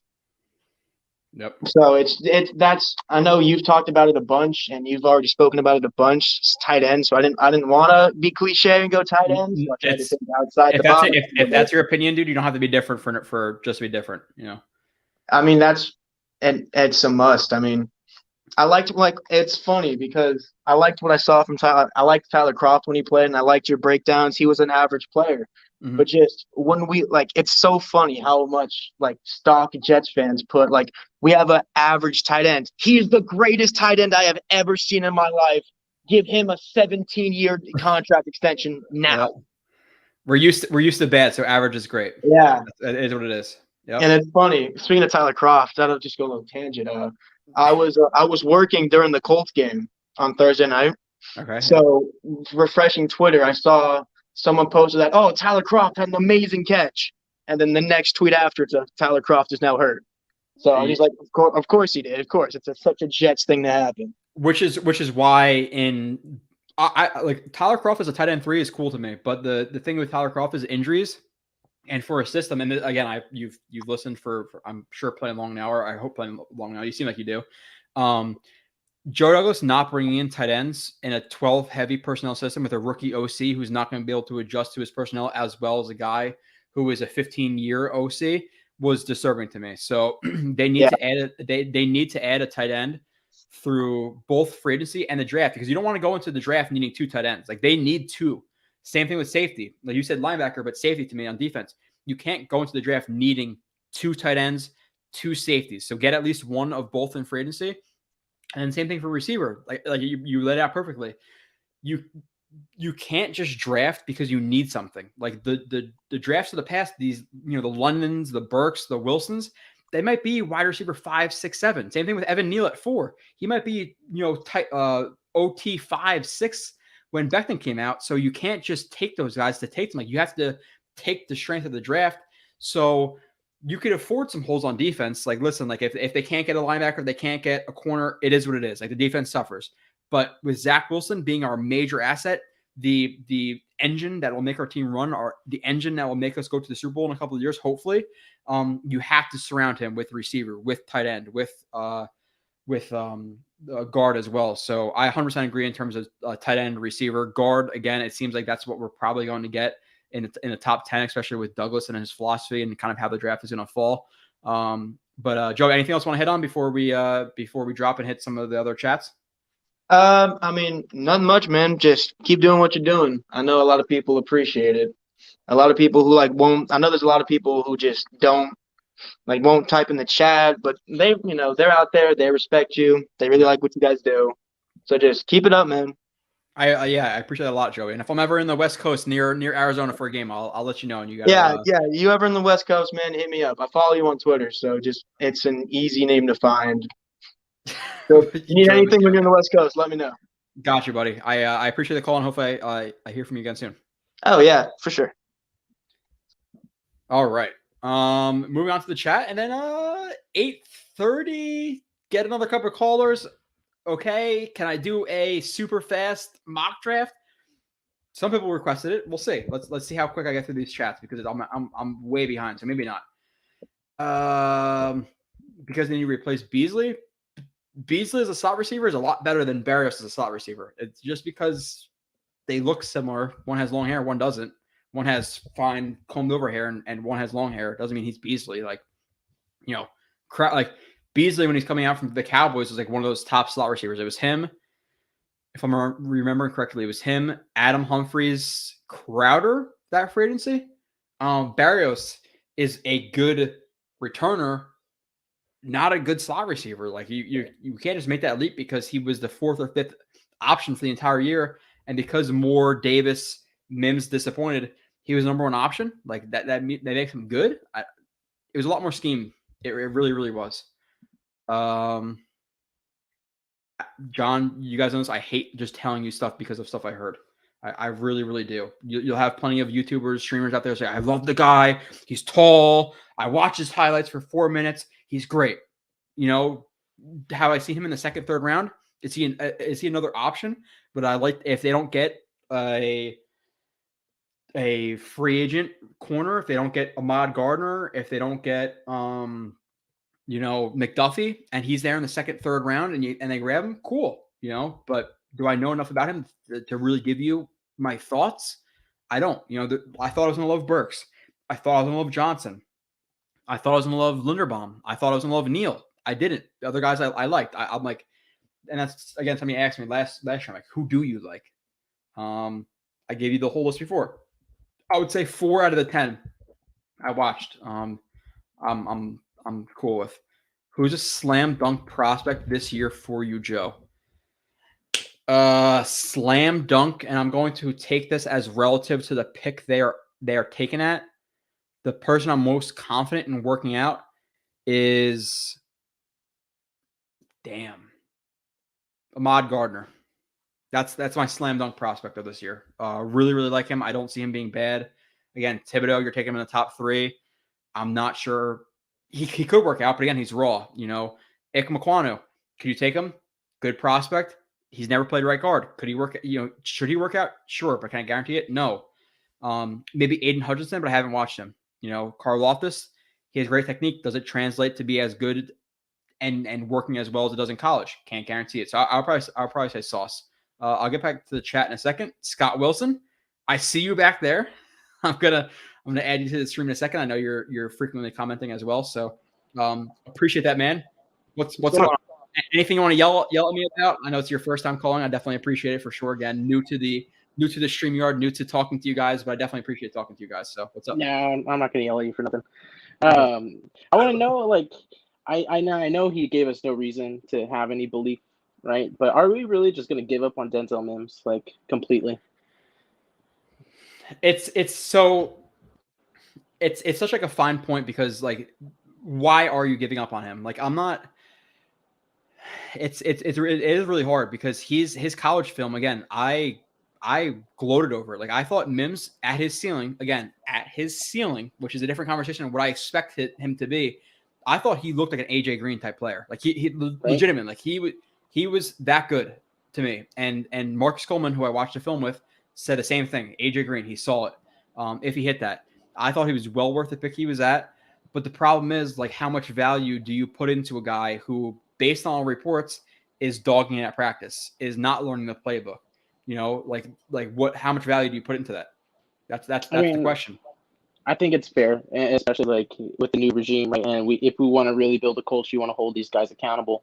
But it's also weird because I feel like he was also. I don't know if it's because the injury early or what, but I felt like he probably got discouraged because he kind of never really even got a chance. You know, at least that's the way I saw it. Okay. But I don't know. Receiver is one of those things I'm with. I know people are saying like these receivers aren't that great and everything like that. But even at Me? 10, yeah, and I hear you, and I don't think you're wrong. But like a guy like I don't know, like my favorite out of the bunch is Garrett Wilson. I understand. Some people say he's redundant in the scheme and stuff like that, but I'm like, well, you know, he's perfect for what we. You know. Yeah, I don't think so. I don't agree with the redundancy. I agree with you on that one. I would be okay with taking somebody at 10, even if it's maybe not like the cream of the crop or like value wise compared to the last draft or something like that. Because at the end of the day, the trend in the NFL with the way gambling is, fantasy footballs take the rules, it's all gearing towards offense, right? And weapons are what's going to win. So I would say let's take the value of those topics and use them for offense. I don't know. I think that's just something I was kind of playing around with. Yeah, no, I get receiver at 10.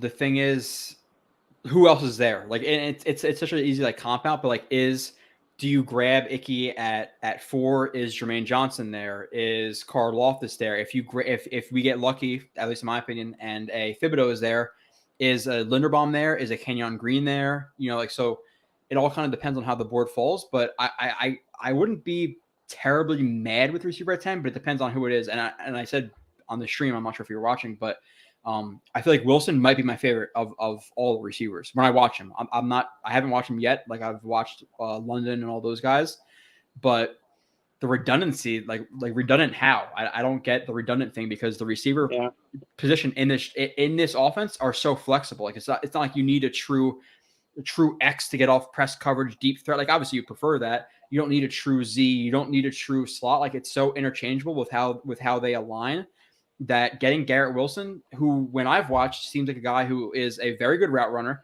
has very good catch radius, and who has very good yak. How does that not fit the system? Like route running yak, he has both those things. So when I watch him, I'll have a different opinion than I do right now. Yeah. But you know, I feel like when I watch him, he will be wide receiver 1. But like, let's say, okay, they grab Icky at 4, which is probably, if I had to bet, that's probably what it is right now, just based on, I think, Aiden Hutchinson and Thibodeau will go. So Icky at 4, let's just say that it is what it is. Carl Loftus versus Wilson, different conversation, because the difference between a top flight edge rusher, which he's not like top flight, but he's upper tier edge rusher, versus a receiver in the second round, what's the difference? You know, like you've seen the T. Higgins, you've seen the Michael Pittmans, who are number 1s, number 2s. You know, obviously with Jamar Chase, Higgins is a 2, but still he's a legit receiver. So like, is the difference between Wilson and Burks and those guys enough of a difference between whoever you feel is going to fall to the second round? Considering the difference between also Carl Loftus, Ojaba, and Cam Thomas, whoever you feel like is going to fall to 35. This is my fault because I didn't preface my comment. Edge is definitely like priority number 1, right? I feel. Okay. Especially for solid, like get that guy his toys. You know what I mean? Last year we did all offense. We have, at the end of the day, he's still a defensive coach at heart. And I know he's taking on that CEO role, but at heart, that's what he is. So like, get him some toys as well. But I like guard and stuff like that. The Icky thing's interesting. I guess it comes down to their confidence in Becton, but I'm hoping we get like a guard or something free agency and kind of address it that route. And it's kind of weird because running back's low key a need for this team too, because you know, as Jets fans, we there's one thing we know suck. All right, Ty Johnson sucks, man. Like, he's bad. He's bad. And the way they run this scheme, Michael Carter hasn't shown that he could stay healthy as well. Okay. Like that's like kind of a need for us. So even getting like a young legs and like maybe the third round, depending how the board falls or whatever. But that's kind of a sneaky need. So that's why like tight end, I definitely want one in free agency, offense line free agency, and that way we can get like young legs maybe in the weapons area. No, that 100% makes sense. Like people like a lot of people like gloss over running back, and the thing was like Ty Johnson, like you know how it is, or maybe you don't, but well, I think you do. But based on the way we're talking, like people will see like 1 or 2 highlight plays, and they think that player is great, but then you watch the other plays like Ty Johnson, bad pass blocker, bad receiver. He has no patience at the line at all. He just runs into a gap. You need a lot of patience in zone. Like he is not a good running back, so you need that second running back. Like they don't have another guy right now. Like I think Tevin Coleman is a 3 or a 4, but you need that guy, especially like you said with Michael Carter being a running back who's shown some injury problems, and just based on his stature, him getting 20-25 carries a game is not going to be good for his health. He's a little bit smaller, so you want that guy who's a little bit bigger. That maybe Jerome Ford, or if you like Robinson from Bama. Like I think that's a definitely a need for the Jets. It's more of a second tier need because we're talking about running back versus tight end and receiver and corner and all that stuff. But no, it's definitely a great point in terms of needing a running back. And before I get to the next caller, and I asked the other callers this, and I was going to ask Afrin before whatever happened with his situation. But top 3 needs in free agency. What are your you said tight end, you said receiver, but like if you had to really nail it down, like 1 through 3, not just 3 needs, Scott Wilson, 1 through 3, number 1, 2, 3. Positions you want to address in free agency, and kind of like you can comment on how, but if you can't exactly, then is what it is. It's weird because I know I said like I would take receiver at 10. I'm not a fan as much as paying for one or trading for one, because I do kind of believe Elijah Moore can be a number 1. Okay. But with that being said, I would say 1, 2, 3 safety, tight end, and O-line, man. I would go guard. Like for someone at that right guard. Yeah, no, and okay. So another question too. Actually, this is another question I want to ask you. And Elijah Moore being a number 1, like again, people look at him and they don't see the size of Metcalf or one of these guys, and they say he can't be a number 1. But I think the whole number 1 thing is a little bit like misconstrued a little bit. Like he's a legit, like Elijah Moore is a legit fucking receiver. He just is. And Davis, he's a number 2. You know, he's whether it's high end, mid tier, low tier number 2, he's number 2. He was paid to be a number 2. A little bit disappointed, but I think he'll rebound a little bit. But yeah, I could see adding like that third guy. Maybe it is a Watson in the 2nd or 3rd round, whatever it may be. But okay, so you're saying you're not really down for Icky because you're hoping to add that in free agency. So Thibodeau, Hutchinson aren't there at 4, minus the trade down, which again, there's not that quarterback to trade down this year. This is the final question I ask you. Who is your preference, like realistically at 4? I after your breakdown, I really like Sauce, but Sauce or Karlaftis even, I wouldn't even mind that 4, to be honest. I think one of those 2 is the pick there. Yeah, no, yeah, Sauce is good. Again, Johnson, you know how Jets fans are, like prisoners of the moment type stuff. The last caller talked about like with like Tyler Kroft or whoever, like to see a player make one play, and they overhype him. Like Johnson, people talk about him at 4. They take Johnson at 4. I'm going to be appalled. Karlaftis, I'm cool with, but yeah, no, I'm pretty much in line with you, Scott. So minus receiver at 10. We're a little bit different on that. Other positions I'd rather hit, but again, everybody has different opinions, and I'm willing to discuss them. So Scott, definitely appreciate the call. I hope I hear from you again soon. Definitely a great call. Appreciate it, man. Thanks, man. All right. Scott was good. Appreciate it, Scott. You know, the receiver thing again, I'm a little bit different just because of the way it stacks up. And I get the whole like Elijah Moore could be a 1 thing. But I want like a legit 1, 2, and 3. So if you're feeling that you could draft a receiver at 10 and he could be a 1, like if you're drafting him at 10, he needs to be a legit number 1 great receiver. Like I'm not going to take a receiver at 10 and just, okay, well, he's good enough to be a 2, because that's not necessarily where the strength in the draft falls. But I get it. Like if they were to draft Drake London at 10, I think I like him more than I expected to like him.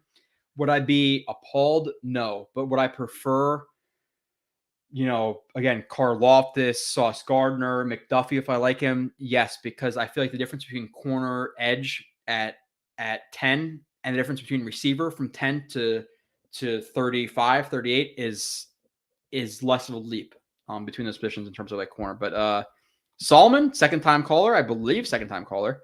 What is up, Solomon? Beloved Peace. Yes, definitely. What's up, man? Your mic is, I think, muted.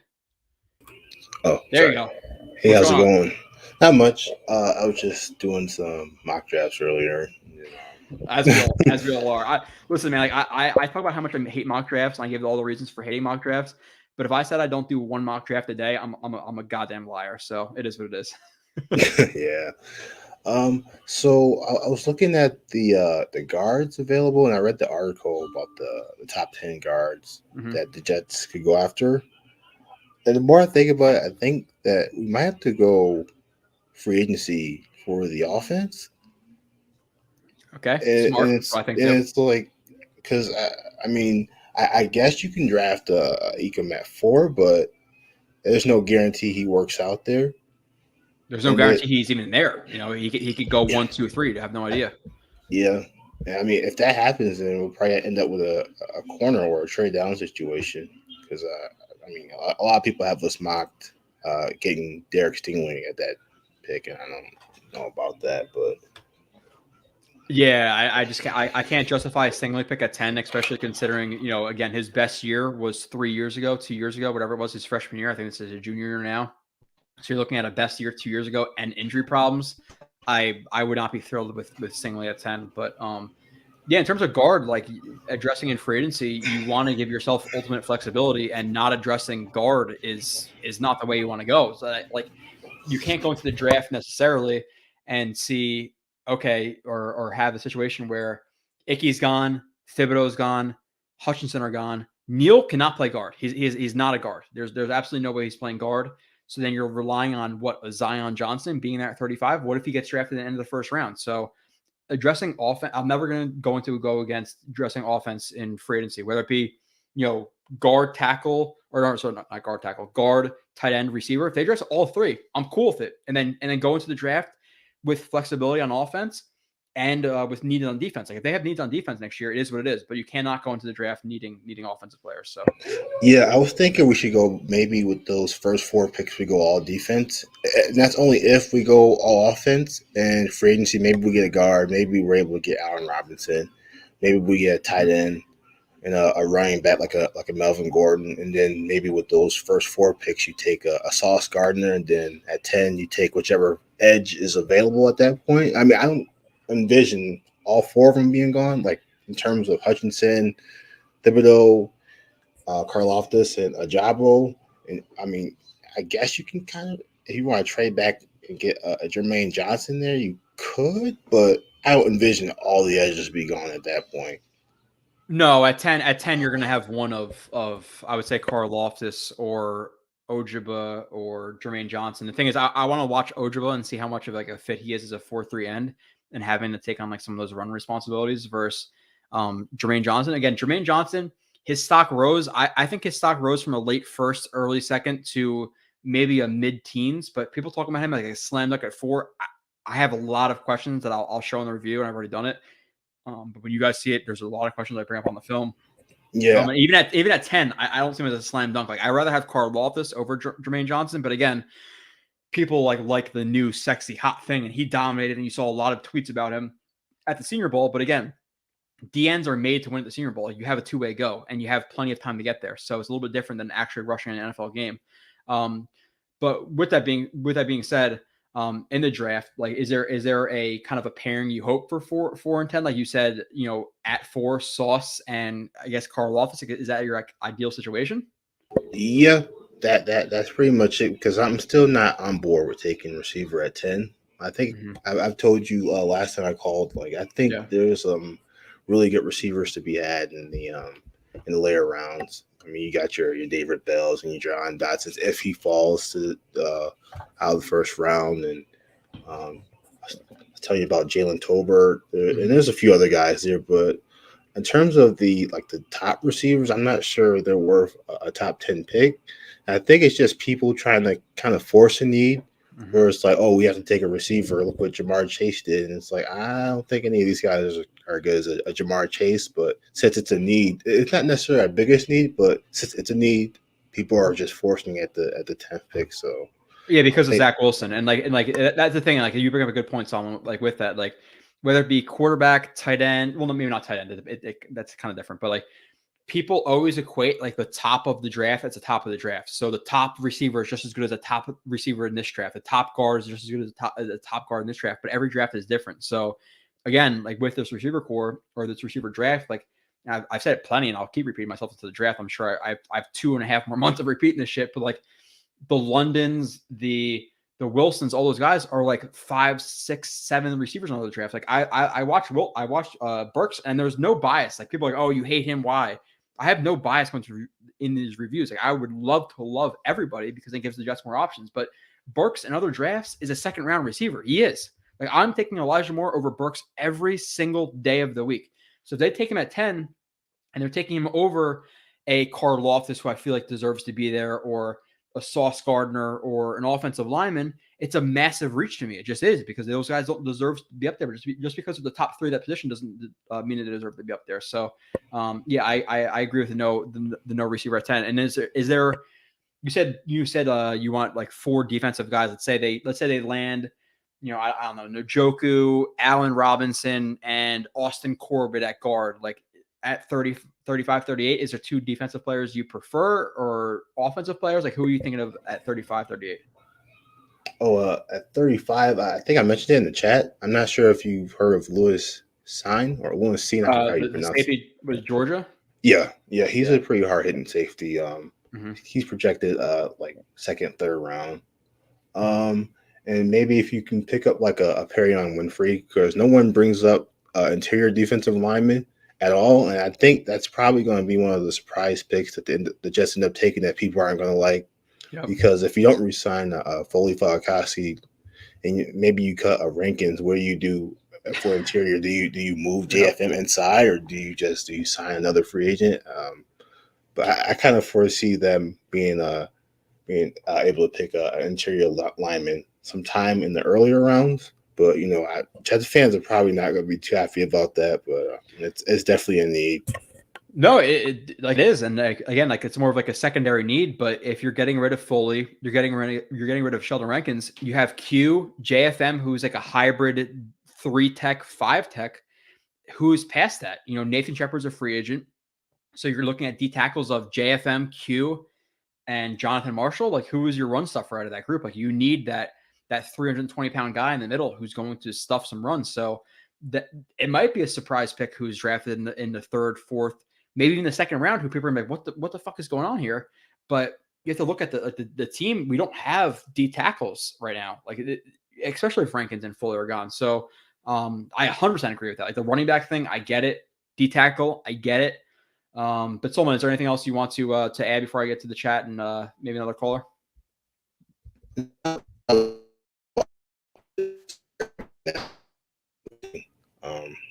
I'm definitely on board with going all offense. For free agency, I think that works out better, at least in Zach Wilson's favor, just because they're already established. You know what you're getting, because it's not guaranteed that a rookie guard or a rookie receiver is going to work out, or a rookie tight end is going to work out immediately. So, yeah, that's all I want to say. Okay, Solomon, appreciate you. Definitely back-to-back 2 for 2 on calls. So I definitely appreciate you supporting the show. Thank you. Thanks, man. Yeah, that's the thing too. Like with receiver, guard, like tight end, like people think that they're going to reach their peak immediately, and like receivers take a year or 2, minus the studs, minus the Jamar Chases. The receivers take a year or 2. Tight ends take 2-3 years. Not even a year. Tight ends, again, Kyle Pitts, like people I think hit a down year, like 1,000 yards, I think. But typically they take 2-3 years because you're learning both receiver and offensive line basically. You're in the middle of that, so it's a really hard position to learn. Guard, are you ready to deal with like that man strength of defensive tackles in the NFL? So you want, I personally want that veteran talent around Zach Wilson because they're ready to go now. And Zach Wilson needs guys who are ready to go now and not guys who are going to be good in 2023, 2024. Like, yeah, you can have some of those guys. You can kind of supplement your roster with those guys, but I want his answers now. And that's why I'm like one of the biggest proponents of adding a big receiver. Again, whether it be Robinson, however you feel about him, Cooper, Ridley if they're comfortable, Metcalf if they're comfortable, DJ Moore, whoever, Jerry Jeudy, like they need to add another receiver for Zach Wilson. They need to add a tight end. They need to add a guard. Like that, I'm all aboard that because he needs those guys. We cannot go into the draft needing a receiver. We can't go into the draft needing a tight end. We can't go into the draft needing a guard. It's just a really shitty situation to be in because then guys don't fall where you expect them to fall. And guess what? Now you're reaching. Is reaching in the draft ever a good position to be in? No, it's not. So let me hit the rest of the chat. I am way behind, so yeah, we're not going to do the mock draft. I apologize. I know Joe Nelson wanted it. Next Wednesday, I will start off immediately with a mock draft. That's what I'll do. Okay, we're cool with that. Mock draft immediately. We'll discuss them, guys. You guys will hate me. Nobody loves every mock draft, but it is what it is. I don't know if I'm going to trade down. I have no idea. I know a lot of these like mock drafts. Sometimes like every pick you have, there's trade down. It's not realistic. Afram is a beast. Yes, I like Afram. He's very calm. He's almost too calm. Almost too calm. His beats per minute like 45. He just nothing got them hyped up. Even there's yelling in the background, it's kind of like, all right. Hard no for Amari says Nile hand takes many plays off, clocks out when things are tough. Okay. I'll call you hand. If that's what you've seen and you watched enough, I agree with you. If he's taking plays off, he clocks out when things are tough, don't want him. Do I know that right now? I don't. But if that's what you see, hand. Okay. Remember Deron Cherry? He was a great safety. I don't remember him. Am I too young or am I just stupid? I don't know who Deron Cherry is. Their offense is a mess, though. I don't know. We're glad you give you Cooper. I don't think you're getting a second. I think if the Jets had a pick in the 50s, or no, they have what? 2 firsts, 2 seconds, a third and 2 fourths, or is it 2 thirds and 2 fourths? I forget. The Jets are not getting 35 or 38 for Cooper. I think it's more realistically a third and a fifth, maybe for Cooper. But I don't think they're giving 35 or 38 for Cooper. So hold on a second.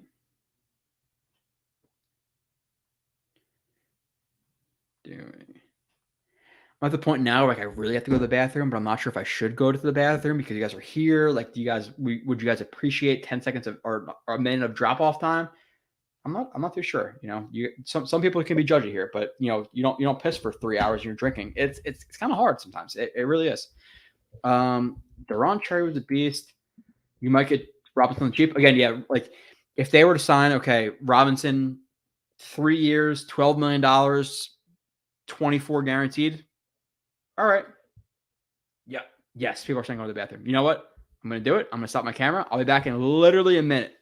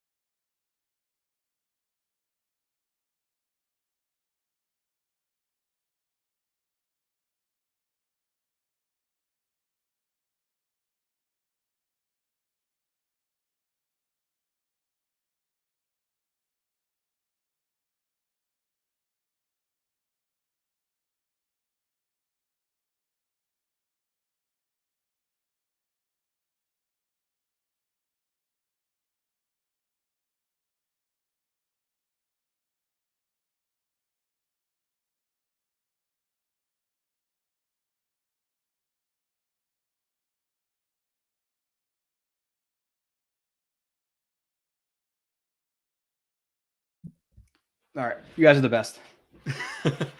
Like, go to the bathroom? Fuck it. Go to the bathroom. I remember the one guy called in the one time. I'm like, people used to be bothered by the fan going on behind me. And he's like, dude, who cares about the fan going behind you? Like, you're streaming. Who gives a shit? I was like, you guys are the best. So appreciate that. Thank you. We don't want no bum Cooper. Again, I don't, based on I don't like addressing like really like surface level opinions. It's okay. He's a bum, sure. Based on what? Okay, moving on. Do you think Bates becomes a free agent or is re-signed? I think he's re-signed if not tagged. They have enough money. He's an integral part of the defense. I can't see him being like owned to free agency.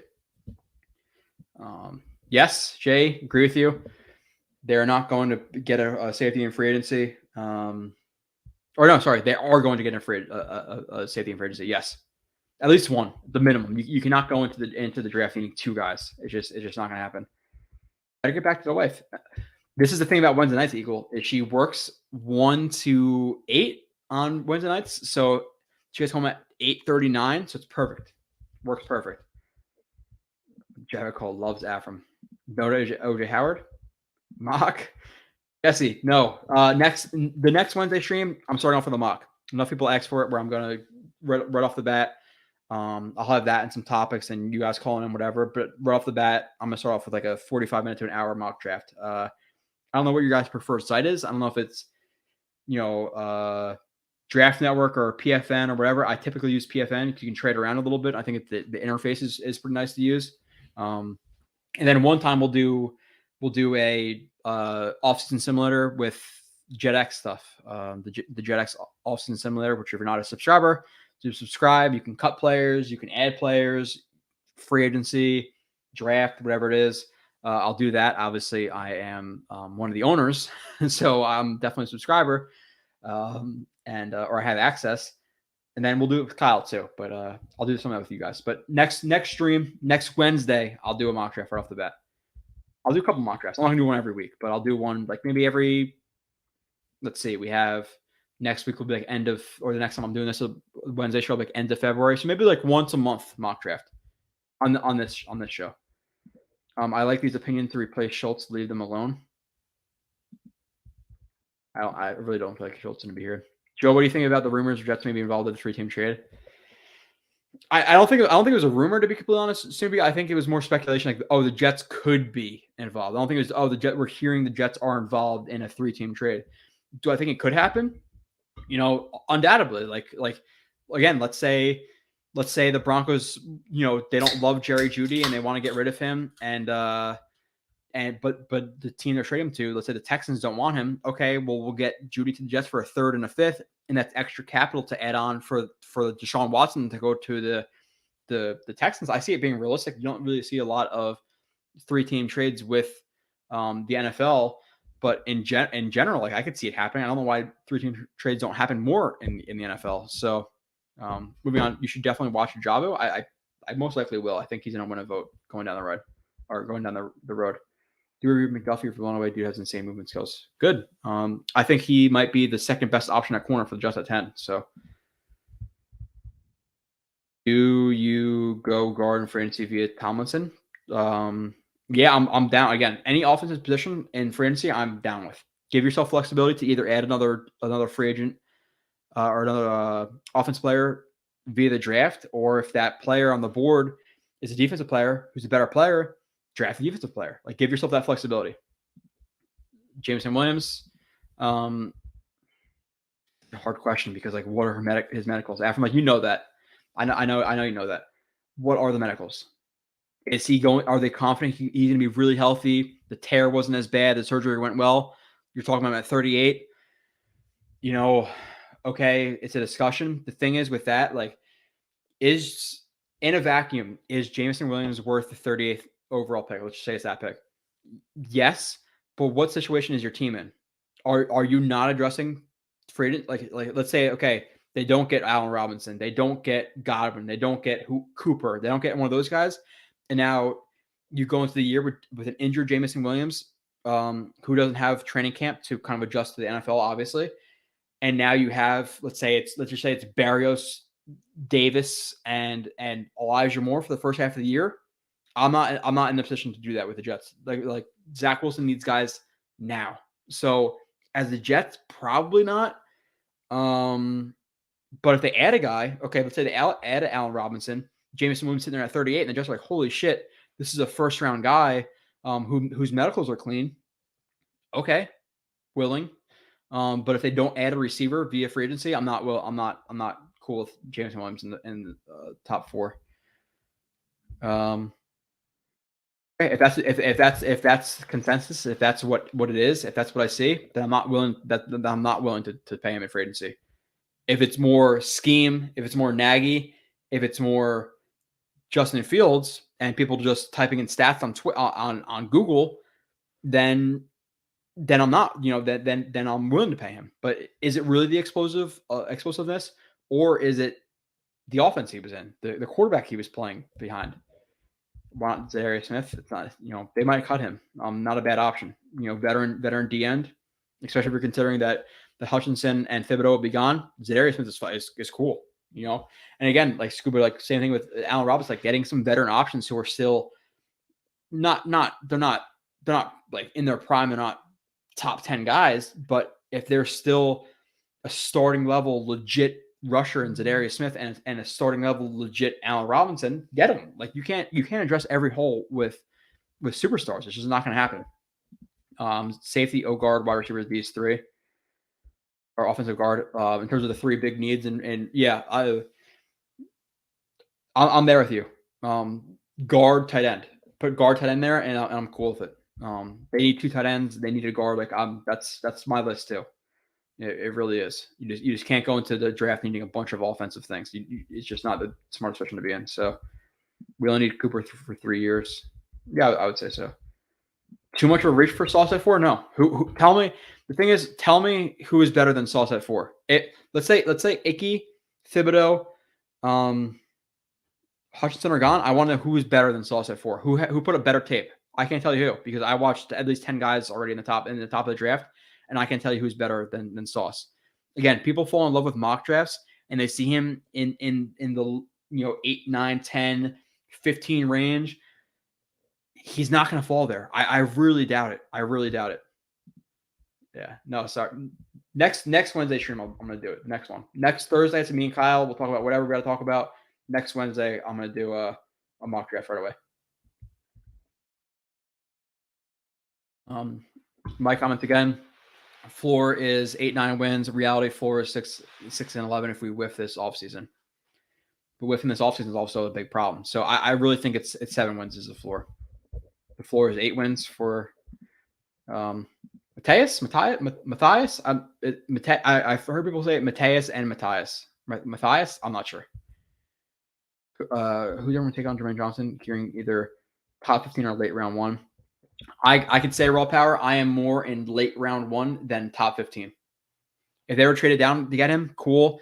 If they took him at 10, I'm going to tell. I'll be very honest. Obviously, depending on how the board fell, I'll be very lukewarm. I talked about him before.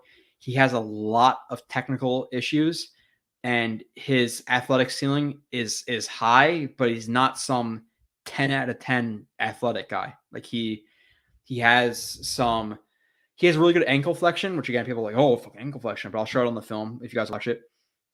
Which obviously, like the thing about ankle flexion is like, okay, you're bending the arc and your legs and your body's gonna be this way. Your legs are gonna be this way. Your body's a little bit bent as well, like trying to stand up against the rush. And then your ankle from the leg has to be down like this while your leg is bent. So if you don't have ankle flexion, guess what? You're gonna slip a lot. You're not gonna be able to bend the corner. He has really good ankle flexion, but not like he has solid bend, but really good ankle flexion. So his bend is like overall, his flexibility around the arc is solid, but it's not elite. Burst is good, not elite. His technique needs a lot of work. Him at 10, not a slam dunk to me. And I know Andrew, who I respect, did a mock draft with him at 4. We were very different on that. We were very different on Sherwood last year too. I did not like Sherwood. He liked Sherwood. But him at 4, absolutely not. Him at 10, lukewarm. Okay, cool. Will I be ecstatic? Let's say it's Icky at 4, and then it's him versus Sauce Gardner at 10. Even though obviously defensive end, outside linebacker, whatever, edge rusher is more important to the scheme than a corner, I'll be much more thrilled with Sauce Gardner at 10 versus Jermaine Johnson. Like it's not even close. I'm going to keep moving through, and I'm going to bounce off in a couple minutes. I've been doing 3 hours, pretty much talking to 3-4 callers. Appreciate you guys. I'm not even going to post anymore because at this point it is what it is. Sergeant Mike with a rookie quarterback, OC, rookie head coach. Our year-long game plan was not very aggressive. We had way too many ineffective run plays called in first and second down. Yeah, you'd hope, especially with more offensive weapons. Joseph G. I don't have a favorite NFL football team. I enjoy watching football, but I feel the necessity to pick a favorite team. I just don't know who. Considering you're in a Jets chat with 100 Jets fans and me, I would say the Jets. Very loyal, obviously. You don't want to root for that like new sexy team. Like to me, again, maybe I'm just a little bit of an asshole, or I definitely am an asshole. But like everybody loving like the new hot Bengals and Joe Burrow and their defensive end Sam Hubbard coming out and saying they're playing the game for Harambe. Like that made me not like them. Like your defensive end saying you're coming out and playing for Harambe. Like stop trying to like be cool. Like, you're trying to be like too like woke and cool. Like I hate that shit. It's like automatically goes like, no. Everyone wants the Bengals. I'm rooting for the Rams. So nobody's rooting for the Jets. Root for the Jets. Linderbaum absolutely whipped the works in wrestling from how they can top two safeties.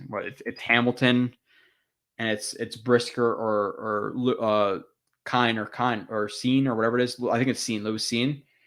I know those three guys. I can't tell the difference between Scene and Brisker. But Brisker's Penn State. Gotta watch. I'm not gonna give you an opinion I don't really know about. Yeah, no, Scuba. That's dude. His Senior Bowl. I broke down the film of him at Senior Bowl with Marcus Coleman. He dominated. Thing is, you can't really get into a guy's mental. We don't know. Icky 4, Karlaftis Wilson 10, please. Icky 4, Karlaftis Sauce at 10, please. If you're in draft wide receiver, yes. Trade down receiver. You draft London at 18. You draft Wilson at 18. Okay, cool. Why not double diff because you have Carl Lawson? You just paid him $15 million a year. You're not, you don't need two edges plus Carl Lawson. Where are you going to play the other guy? Chrono Kenny, AO Drake London, really like him at 10. Very surprised. Why? Like what have you heard or what have you seen of Drake London that you hate so much that you think I would not like? Because I think a lot of the stuff, like again, I think he's a little bit more of a vertical receiver than this offense wants, but he breaks well for a guy who's 6'5". He has good yak. He has good effort. Like what's so bad about Drake London? Again, is it not calling anybody out? But I'll always ask this question: like, is this based on highlights or is this based on 60 plays of film you're watching? Because people love Burks because he puts up a good 2-3 highlights a game, but from a snap-by-snap consistency, Drake London is much more consistent than Treylon Burks. I personally think, based on what I've watched, I'm going to like Wilson over London. So probably be Wilson, London, Burks, and maybe even Olave squirts himself into that 3 spot. But what's so bad with Drake London? Like that's like the new thing too. Is like love Jermaine Johnson, hate Karlaftis, don't like Drake London. I don't, I like him. So he has a mock draft kind of. Kayvon, Johnson, Zion, McBride. Not the worst thing. If you could trade down to 20 and get Johnson, then we're talking. If you're talking about Kayvon 4, Johnson 10. No, Johnson 20, it might be too good to not. And then you figure out where to play him, and then you get rid of Carl Lawson at 28 next year? Am I wrong? I don't know. Why not Stingley? I think what Stingley is, and I'll watch more, is the fact that one, his best year came his freshman year. He's now in his junior year. Apparently, he's a boomer bust guy like Trayvon Diggs, where he either gets beat or getting a pick, which I want consistency from snap to snap, and he has injury problems. Edge F4 if any of the two are there, 100%. I thought it was Ojabo. What if it's an Ojabo? I think it's Ojabo too, but again, you're talking fast, you're reading chats. I think it's Ojabo too. Ojabo? I don't know. What is it? You're right. A comparable receiver can be found in second. Okay, so why would we take him at 10? That's kind of my thing. Yes. Matthias. George Karlaftis is the third best edge. I agree with you. Partner at 10, yes. Karlaftis can do more than just rush to QB. In terms of what, Chin Polk?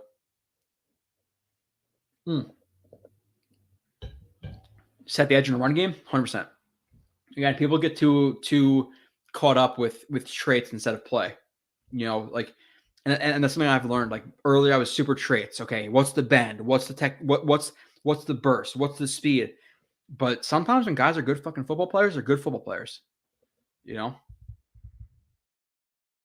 35, go whichever receiver falls. Cool with it. You grab it. You grab an Olave, Dotson. Cool. I would look for an opposite edge and move JFM inside. Yeah. That's JFM. His ideal role is outside or inside because he has the length and the speed and like the flexibility versus guards to take advantage of them. You move that over to edge. Those tackles are more athletic, and he doesn't thrive on the edge. He thrives just kind of like, I'm not comparing them one for one, but like a DeForest Buckner type player, like those long 3-techs. That's how he thrives. Now, when you're asking him to bend and rush up the arc, different ballgame. So you need another run stopper if you lose Foley. Yeah, and people will be like, oh, well, they have beat tackles. Foley, the difference between Foley and Marshall and Rankins and all those guys is massively different. Massively. Maybe it's foolish for me to ask this with all the bigger holes. This is from Jawed. We have just impressive.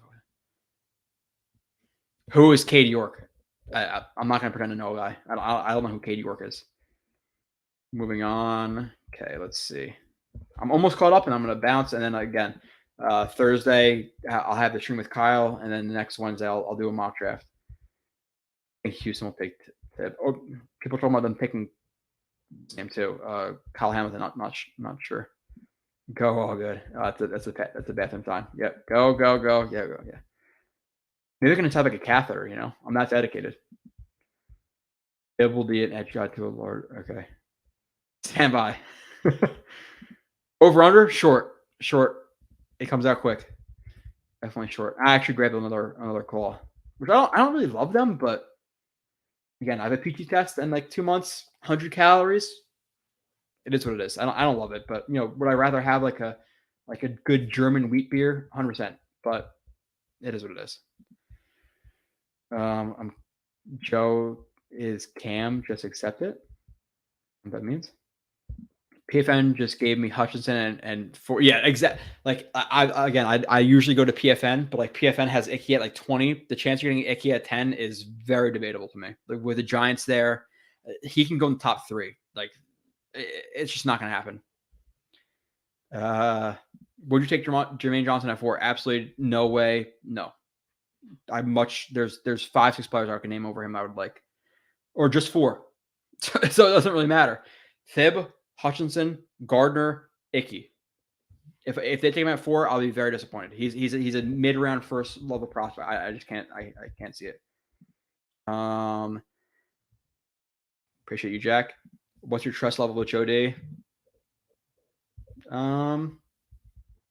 Letter grade B plus. I think a lot of people are results driven over process driven. Instead of being kind of process driven, like a lot of the moves he made. Hold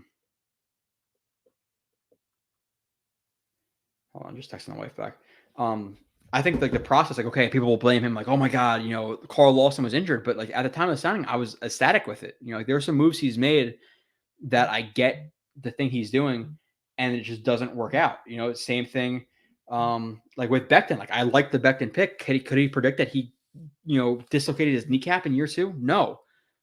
Mims, the Mims thing, like unless, and obviously they have some information behind the scenes that we don't have, but the Mims pick at what was it, like 50 something, if I'm not wrong, that pick at that point, I was like, holy shit, great pick. College film, great. Obviously, if they had, knowledge of him not being a hardworking guy, different story. But like a lot of people are getting on results. So the process of what he's done, I'm a Joe Douglas supporter. We can go through a lot of his stuff. No one's gonna agree with me, but Booth from Clemson is the best cornerback. I've seen him 4. I've seen him 2. I want to watch. How much do you think Chris Godwin will get? Is he? Okay, so how much? Is he signing a 1-year prove-it deal to prove himself healthy before signing his big deal? or is he going to take maybe a couple of million less to sign a long-term deal? That's the question. 1 year prove-it deal, maybe it's 18. If it's a longer-term deal, let's say 3-4 years with 2 or 3 of it guaranteed, it's probably 21, 22. If I had to guess, top of my head, couple deep, that's what I would say. And would I be willing to pay that to Godwin? Again, considering his medicals are solid, I'm cool with it. He's a legit number 1. Fib. Again, you can find corners, you top tier edge rushers. It's Thibodeau. Even though Phil, Sauce like in a vacuum. Again, not considering positional value, not considering big board, anything like that. Who put up a better film between just at their position this year, between Thibodeau at the end, Sauce at corner? Sauce had better film than Thibodeau did. But obviously, the end is harder to find and a not necessarily a bigger need because they need corner too, but it's way harder to find them. So Sauce better film, Thibodeau the better pick at 4. Yeah, Snoopy. We're kind of the same with this. I always thought Snoopy is always agreeing with me. Like the fact that people are like, oh, Joe Burrow is so great, like whatever. Like the Chiefs blew it. The Tannehill threw 3 picks. The Super Bowl he wasn't great. I know he hurt his MCL. Hubbard or the DN saying we're doing it for Harambe. Like, dude, just grow the fuck up. Like you're doing it for you're playing the Super Bowl. You're playing the Super Bowl for Harambe. Like, I hate that shit. Like, oh, you're playing for Gorilla who got shot in the zoo. Like, cool, bro. Like, you're so awesome. And when everybody loves stuff, I tend to go the opposite way. I'm always rooting for the underdog. Rams were like the least liked team. Fuck it. Let's root for the Rams. That's what I did. Elite Superstone and contest catch-up capability, not physically imposing, but whether the phenomenal hands, am I crazy? No. I've seen both Justin Jefferson and I've seen both Stephon Diggs. A guy who can catch a ball outside of his frame, a guy who's really competitive with yak, a guy who's really really good with yards at the catch, like Justin Jefferson and Garrett and Stephon Diggs are not elite in terms of their speed, but they create enough separation in their stem where it doesn't matter. And people put too much like emphasis on speed, bend. If you're a good route runner, if you're a good football player, if you have good technique, I'm fine with it. Like again, the thing is, people will take this comment, Jordan, and say, "Oh, well, Justin Jefferson, best rookie year ever, whatever." Like him and Chase, but Justin Jefferson was drafted like 18 as a prospect. Yeah, sure. Like I think when I watch Garrett Wilson, it'll probably be Wilson, London, honestly, probably Olave, and then Burks. Like I think Wilson, London are only guys. Like I'll be relatively okay with at 10, depending on what happens in free agency. I've seen a slow man camp separate. Also, one who catches the ball and cannot bring. Yeah, no, dude. Like I'm gonna put that film. The effort questionable, blocking questionable. I've seen him bail out of bounds when he didn't have to. We have a guy like London who goes over the middle, breaks 2-3 tackles, and is fighting for every extra yard. Where a guy like Burks is running out of bounds. He did not run a full route tree, not even close. He was much more schemed open than got open. Didn't see a lot of press coverage. Like I have a lot of questions with Burks, but again, the thing is, you could watch a 3-minute highlight film and he's beating Alabama, for a 60-yard touchdown. Okay, cool. Yoshi hit the like button. Agree. I don't ask for it often, but I do. I always see I'll see like 200 people in other chats. Like when I go to Ryan's, I'll see like 150 likes. I think it's because he gives away shirts. But then I'll have like 100 or like 150 in here and get like 50. I'm like, what the fuck, bro? Can you ask Coleman what the issue with? Sure.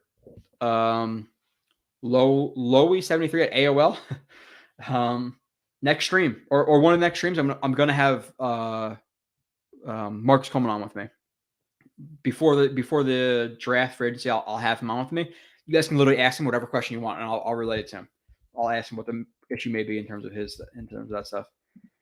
A. York is a kicker from LSU, best kicker in the draft by far. Good. Draft him at the 5th round. I don't care.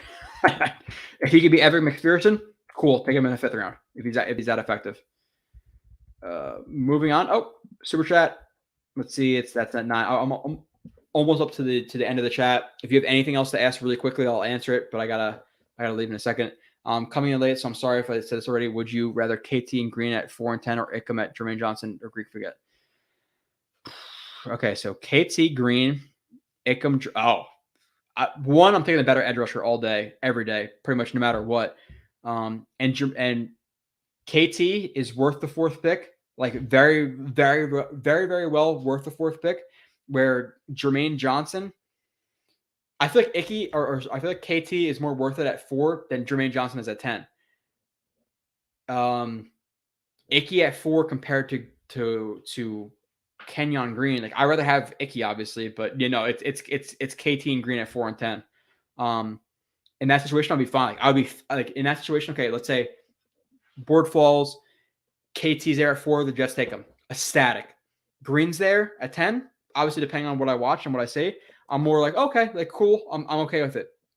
But if it goes Icky at 4 in the other scenario, cool with it. Okay, not thrilled, but okay with it. Jermaine Johnson at 10, I'm very lukewarm on him at 10. I'm okay with it, but very lukewarm. Where I'm lukewarm with Green at 10 too, but the difference between KT and Ickham at 4 or Icky at 4 is much larger of a difference. Even though Ickham might have had the better film this year, KT is obviously would rather have a guard or a D end. That the positional value matters there as well. But still have a high ceiling. He needs to add a few. Needs to, I'm assuming, add a few pounds. I would say add a few pounds. Like he's like 260, 265. I think he's effective enough as a DM there. Like you have guys who can play like that wide 9 and be fine there. But his ceiling is high, yeah, for sure. He's much more ceiling than productivity right now. For me, his technique needs a lot of work to do. But really, by the way, thank you for the super chat. Rip Harambe, sure, but we're playing the Super Bowl for him. I'm not about that shit. It annoys me. I think in order to address Washington in this offseason, Joe D will need to be creative. I want to give Zach number 1. Yeah, no, cool with it. I'm exactly with you. Whether it be Cooper, again, we can discuss all the intricacies of each position, but Cooper, Ridley, Metcalf, Robinson, Godwin, I want that guy in free agency. So anything on Joshua Williams? No, definitely not. Old dude. It's not old dude because that wouldn't make sense. Old dude, 797. No. Okay, that is it. I appreciate you guys. Next Thursday, watch out for obviously for me on Twitter, JoeRB31. Watch out for the reviews. Again, a lot of the shit I talk about with the stop steps and the rush moves and squaring guys up and not taking the inside and whatever it is, schemes. That's the film review part of it, which I'll bring a little bit more into this. The first time I did this, I put up some plays. I'm gonna do more on of that on the show at times, and then plus I'm gonna do a mock draft next Thursday with me and Kyle. We're talking about some of the prospects and stuff like that. But I'll see you guys soon. Appreciate you.